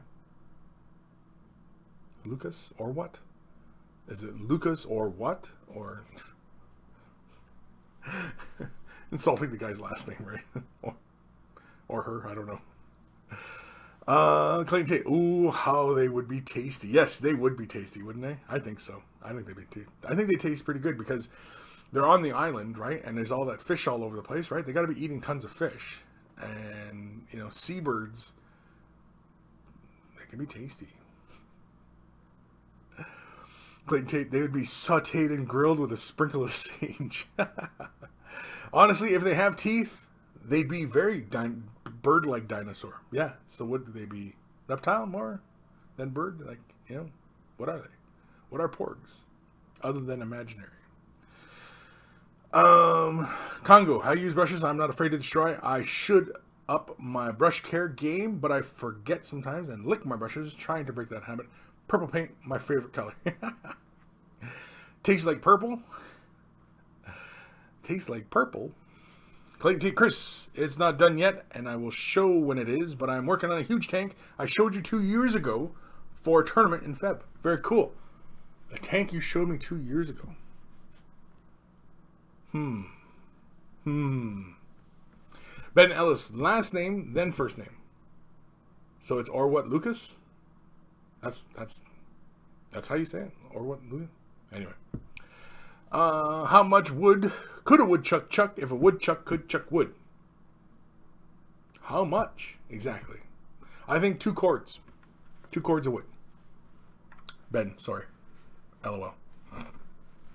Why? What? How much wood could a woodchuck chuck if a woodchuck could chuck wood? How much? Indeed. I say 2 cords. How much do you say? 2, 3, 5, 10, 15, 20, 42? What? Really, I think it depends on if he's unionized or not. I think really is what it is. If he's unionized, he's probably going to do whatever his quota is. And if he's a freelance contractor, he's probably going to do a lot. John J. Kris, what is your preference on cleaning your airbrush between colors? Well, I've shown this in a couple videos. I think even some of my little vlogs, like my paint nights videos, I show, you know, how I go about my process of flushing between colors. Typically, what I do, preference on cleaner, I meant? Oh, like the cleaner? Windex. I just use Windex. Water and Windex. That's it.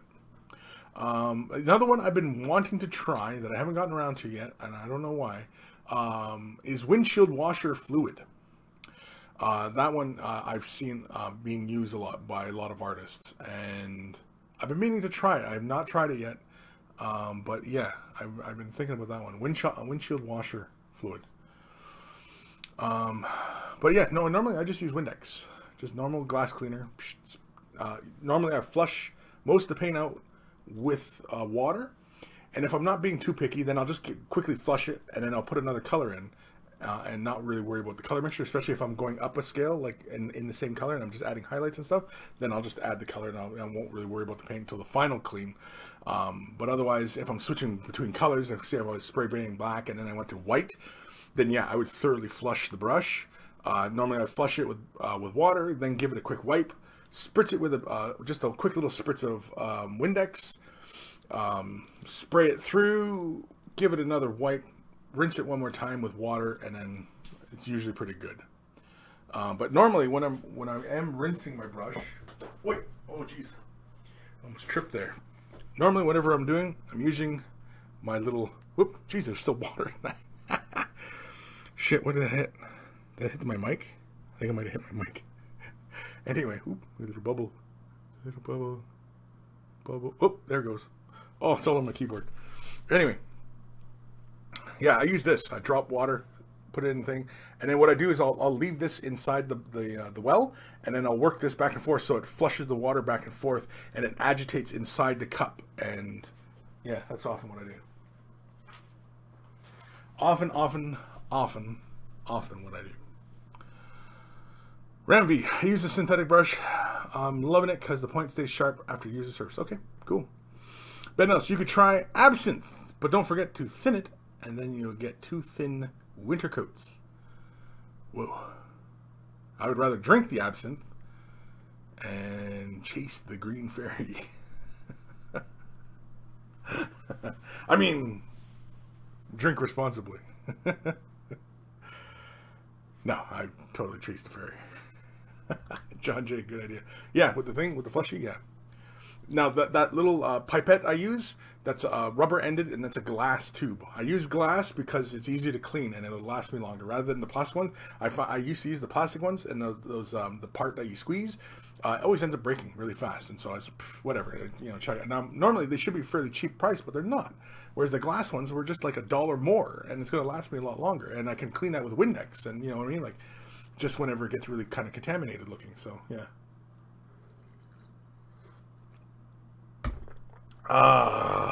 That's a good idea. It is a good idea. What? Drink the absinthe? Chase the green fairy? Yeah. Why not? Like, you know. Absinthe's pretty good. Now, mind you, I've only ever had the absinthe that they'll sell on this side. Apparently, on the European side of things, there are truer recipes of like the old recipe, and they're much more potent. So if I'm ever in Europe, I'm definitely going to give a proper absinthe a try over there. If I'm ever in, you know, wherever. If I ever end up in Europe somewhere. Let's do another email. This one is from our good buddy, Nick Dumont.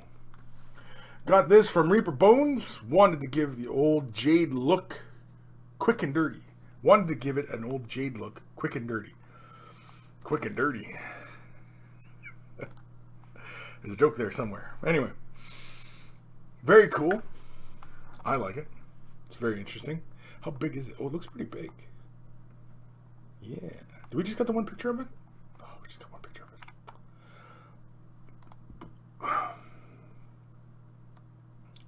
Very, very cool. I think with your dry brushing, now did you like put like say 2 or 3 colors down by dry brushing straight up from black? Because that really exacerbates the chalkiness look on the model. I think also when you're dry brushing, when you're going into like say your final colors, you don't need to hit the entirety of the model with it. Be more selective where you're laying the dry brushing down. Like for example, like on the outer ring here, a simple dry brush inwards just to catch the outer edges, and you know, like at the bottom of the plinth here, brighter color, and just slightly create a fade upward. You don't have to hit the entire surface of it. And you know, like the tentacles, just hitting the ends of the tentacles and bringing the color up, and then maybe at the brow, and then just coming across and just hitting the top of the brow like that, you know. But very, very cool. It does have that feeling of like a very old jade, like where like some of the old statues that have like the that I don't know, oxidization or that gunk, that mold and whatever built up that's just black, almost like turquoise. You know how like turquoise kind of gets that black in there, like the kind of stuff in there. You know what I mean? I don't know what the hell it's called, but it's very, very interesting. Very, very cool. I wish we had this from another angle. I'd like to see more of this. And it looks like you put a gloss on it as well, which is very, very cool. Gives it that whole statue kind of look. Yeah, I see, because you see how you have the writing here? I think if you had base colored it in your darker green tone, and then individually with like a shade wash picked out the letters, and just like let it ride inside the letters, and then the bright dry brush just over it and just catching just the hints of the letters. That way more of the writing on the stone would become more apparent. But otherwise, yeah, this is fantastic. I like it. It's got that really jade kind of look. I like it. I like that you finish it off with a glaze. Very, very cool. Awesome stuff. Thank you, Nick, for sending that in. I like it. It's creepy. It's scary. It's Cthulhu. So, you know, all hail Cthulhu. I mean, what's Cthulhu? Clayton T. Kris, I missed your birthday way of the brush because I had to work. I managed to comment while dropping orc cookies at a coffee shop. How was my birthday? I sadly didn't have a bidet, what? And could have used it though. Birthday was good. Birthday was pretty chill. I mean, you know, I went to dinner, you know, family and friends, and you know, we went to a hibachi, and you know, got the whole, you know, the show with the cooking and everything like that, and everything, you know, fire and explosions and volcanoes, and yeah, it was fun. I enjoyed it. I like it. You know, it wasn't crazy. It wasn't like, you know, I was out partying and drinking till the ends of the night and stuff like that. You know, because, well, I'm getting older now and can't, you know, shouldn't really be doing that kind of stuff anymore, because, you know, probably end up dead if I did. So, yeah. But no, it was good. It was a good time. Thanks for asking, though. It was fun. Ben Nellis, definitely water it down, Kris. Water it down? Water it down. Oh, you mean the absinthe? Yeah, the absinthe. Oh yeah, definitely with a little bit of sugar and water. Yeah, I've done absinthe before. Like, not done. I've drank absinthe, and yeah, with the sugar and cool water. Yeah, I enjoyed it. I think I prefer it a little bit leaning towards more stronger side. Just a bit of water, not so much water, because I think I was kind of over diluting it, and yeah. Never tried it straight. I don't think I'm brave enough to try it straight. Peel the paint. John J. Budapest. Dark Commission. Most window cleaners use vinegar, so would diluted white vinegar be suitable for cleaning airbrush? I don't see why not. You know what? I'm not sure. You're kind of giving me something to think about here, because, like, yeah, I know a lot of cleaners use white vinegar as part of a cleaner. I don't know how it breaks down acrylic paint, though, because ammonia is a much more stronger compound. At least I think it is. I don't know. Is vinegar stronger than ammonia? Really is the question. I mean, it smells more, but right? But no, vinegar. I mean, even having a little bit of vinegar in the open air, you could smell that really far away. Same with ammonia. You can smell that really far away, right? So, I don't know. Try it. I mean, try it. Let me know. Let me know your experiences with it. You know, try it for like a week of painting. Don't just try it once and go, it didn't work. Try it for a week. You know, if you have to use lots of water, if you have to change the dilution of the vinegar mixture, you know, try it. I haven't tried it. What would be the benefit of it? What would be the benefit of going to white vinegar? Is it cheaper? You know, would that be a benefit of going to white vinegar? Healthier? So you're not spraying ammonia into the air, you're just spraying vinegar? Shouldn't drink vinegar. I mean, you can, but shouldn't. You know, moderate amounts, right? But yeah, so I don't know. It's a good question. It's a good question, Dark Commission. I'll have to look into it. If you try it, let me know. Let me know how it goes. Like, give me a full report on your thoughts on it. Toothless verdigris. Verdigris typically is referring to the green oxidization. Green.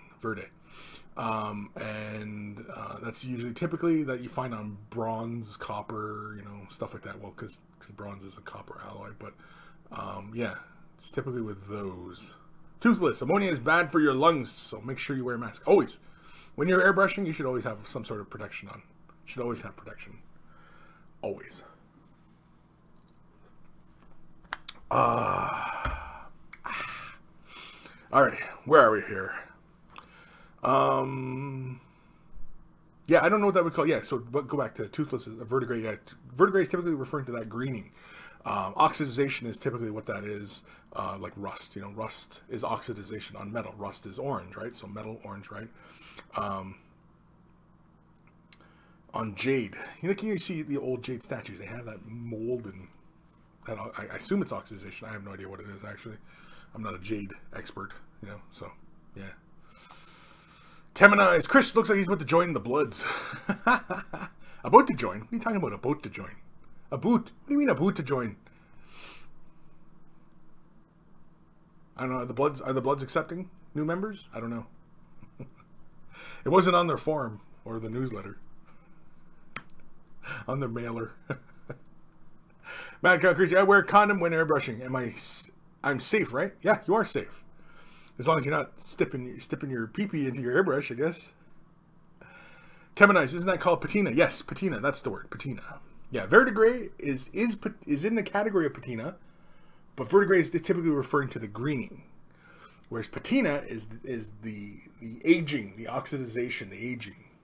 I think that's the way typically the way it works, right? Something like that. Yeah. All right, we got one last email. It's from Old Man Logan. Holy crap, we got 1 minute left of the show, so we're only going to spend a little bit of time on it, old man. It's probably watching some heavy, deep question he asks. Anyway, here's the last email. This is from Old Man Logan. Hey, Kris. Her is my first ever commission piece. I am doing the entire Start Collecting Tyranids box set for a new game shop in town. Please have a look and let me know what you think. Old Man Logan. And so here, holy carmoles. It's a Broodlord's bum. But he's all green. Look at this green. He's glowing green. He's glowing. I love the claws. I love the tone in the claws. That's really, really cool. The carapace green looks really, really good. What is the base color of the armor itself? The legs and arms and stuff. What is that base color? Because it looks like maybe you hit it with Waywatcher green. Like, is it white and then Waywatcher green on top of that? Or did you mix a particular color to get that base tone? What is that base tone? I must know, Logan. Is it Logan? Old Man Logan, yeah. Short-term memory. But I love the claws. The claws really do it for me. I just really, really dig that tone in there, how bright that is. That's just really, really cool. Oh, yeah, look at the tongue. Yeah, the tongue, nice little spot color like that, and the eyes and the tongue. Very, very nice. Again, the claws are just, that's got to be what, Moot Green with Baltan Green? With a little bit of highlight in there? Is that what that is? Come on, old man, are you freaking, old man's, I think he said he was driving. What a freaking guy. He's on the road, he's driving, and he's, He's got to answer my questions, man. Wouldn't that be super shitty? I'm asking him all sorts of questions, and then make the news. In the news today, well, some guy was listening to some sort of silly podcast called Way of the Brush. Anyway, yeah, that's cool. Yeah, you know what? Like this is almost like this is really good, and like I'm not blowing smoke up anybody's ass or anything here, but this is really good, and this is almost an exercise in monochromatic. This is almost an exercise in monochromatic, which I highly recommend a lot of you painters out there do. Give it a try. Just pick a color and explore it entirely on a miniature where you have one tone as the base tone, and then you pick another tone of blue. Like say, imagine blue, and you pick a darker blue to be the base, and a lighter blue to be the carapace, and to do the claws, and a off blue, and what I mean, like, and just explore a particular color and just do an entire color scheme, within it, within that singular color, and that's what I'm digging about this piece right now, is that it's almost an exploration in monochromatic. Aside from the tongue is the only thing that is a spot of color. But I mean, it works well with the rest of the color scheme. But this miniature is almost an exercise in monochromatic, which is very, very cool. Because the armor, right, the main body parts are white, right, and the carapace looks like it started off black, and then he introduced green to it. The white, and then he introduced green to it. And the claws are this really mid-tone green. The claws almost look like freaking lightsabers. It's just really, really cool. I love that tone in that claw, man. It's just like the whole color scheme. It just works really well.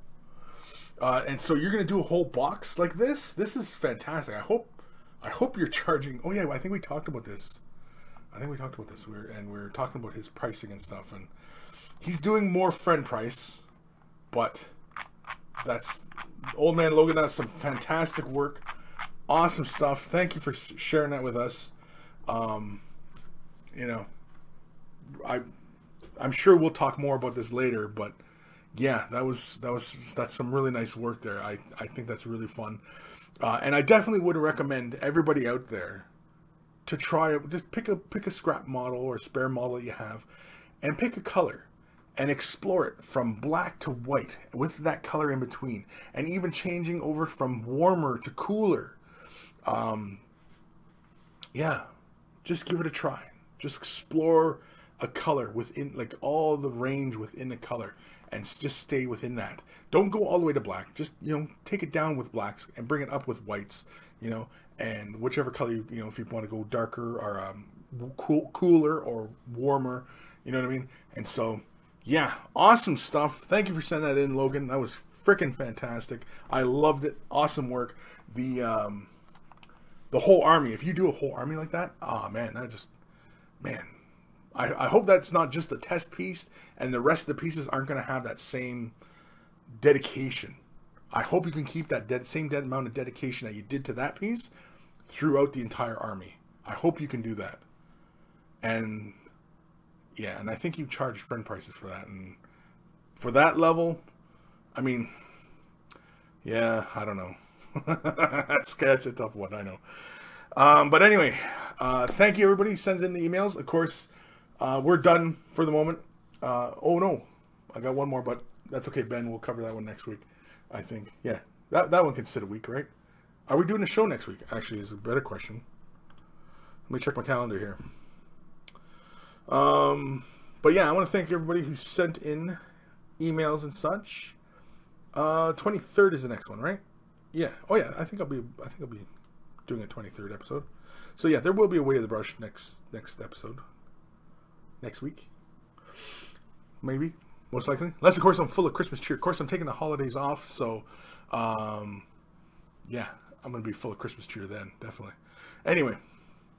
If you're a commission painting service, you're brand new to the hobby, you want some help with your color schemes, or you just, there's just terminology and stuff and just kind of scaring you and you don't know where to begin, and you feel like, you can't go anywhere for help. Feel free to ask questions. Kris@miniwargaming.com. Send your emails there. And of course, if you're attending live, ask in the chat or send it to Kris@miniwargaming.com if you're, if you're a little bit shy or what have you. I don't care. It doesn't matter. It's all good. Of course, now waythebrush.com. It's in the description below. It should be, but it better be in the description below. Is it in the description below? It's not in the description below. Hold on. wayofthebrush.com. There we go. Okay. It's in the description below. For all your monkey and way of the brush needs. So everything's there. I'm trying to bring everything amalgamated into one space, wayofthebrush.com. So it has all the Discord channel running. It has the Facebook page, Instagram, Twitter, Patreon. What's some other stuff? Oh, and if you go to like live shows, you can catch both feeds up on the website. You see both feeds sitting there.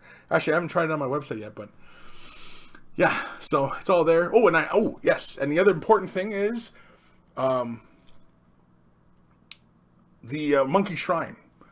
If any of you guys have purchased Way the Brush t-shirts, I want you to send me a picture of you in your shirt so that I can put it into the Monkey Shrine. And that is on the wayofthebrush.com site. You just click on the top there and you'll see Monkey Shrine. And I'm going to post pictures of everybody, all the monkeys, because I want to gather that up because I do want to redo the intro. And I want to be able to use some of these pictures of you guys because, like I've said many times, this show is all about you guys and helping you and solving your problems and helping you guys get through some of this stuff and, just dispelling the fear and, just getting through this kind of stuff and, making this hobby better. Just make it, that's all it is just help making this better, making this more fun because, this is a pretty effing weird world we live in right now. And, it's kind of nice to be able to just kind of unplug from this and just do something for fun and have, relaxed time and not think about the world and all this crazy crap that we got going on. And, so, it is a bit of me time, right? We need this time to decompress so that we can deal with this crap again for another week, Oh, and that's the other one. Oh, right. Way the Brush Facebook page. I shared the link to the mini wargaming announcement that at Adepticon, we're going to be doing a painting thing. And we're also going to be hosting other events as well. So it'll be on the Adepticon schedule. But I did share the link on the Facebook page, Way the Brush, for that announcement. But yes, I will be doing a live quick tips demo session for like an hour and a half kind of thing. And so get your tickets and, yeah, we'll have fun. It'll be live time with me asking your painting questions and, me answering your questions. It's kind of like this, but I'll be actually painting and doing stuff and, so it's not like a magic trick. It's not going to be like, Kris, how do you paint this? And then poof, it's not going to be like that. It's like quick tips, but live, right? So tune in for that. What else? Thank you for all my patrons. I want to thank them. I always have to thank my patrons because, they give me a little bit extra and they help provide the extras for this show. So they're always a big help because, it does cost money to run all this crap. And, so I always have to thank my patrons. And, of course, I always thank everybody as well because, for everybody liking, thumbing upping, and on Twitch and, YouTubes and all that, of course, it's always much love, much thanks to everybody. I will see you guys next week. Yes, there will be a show next week, the 23rd of December, 2017. And, yeah, Grove and Grove, hide your wives. Your wives will be safe from me. Or are you saying hide your wives because you're showing up? Either way, you're showing up for the end of the show, though, Grove. Take care of your brushes. They'll take care of you, and I will see you guys next week. Oh, wrong mouse.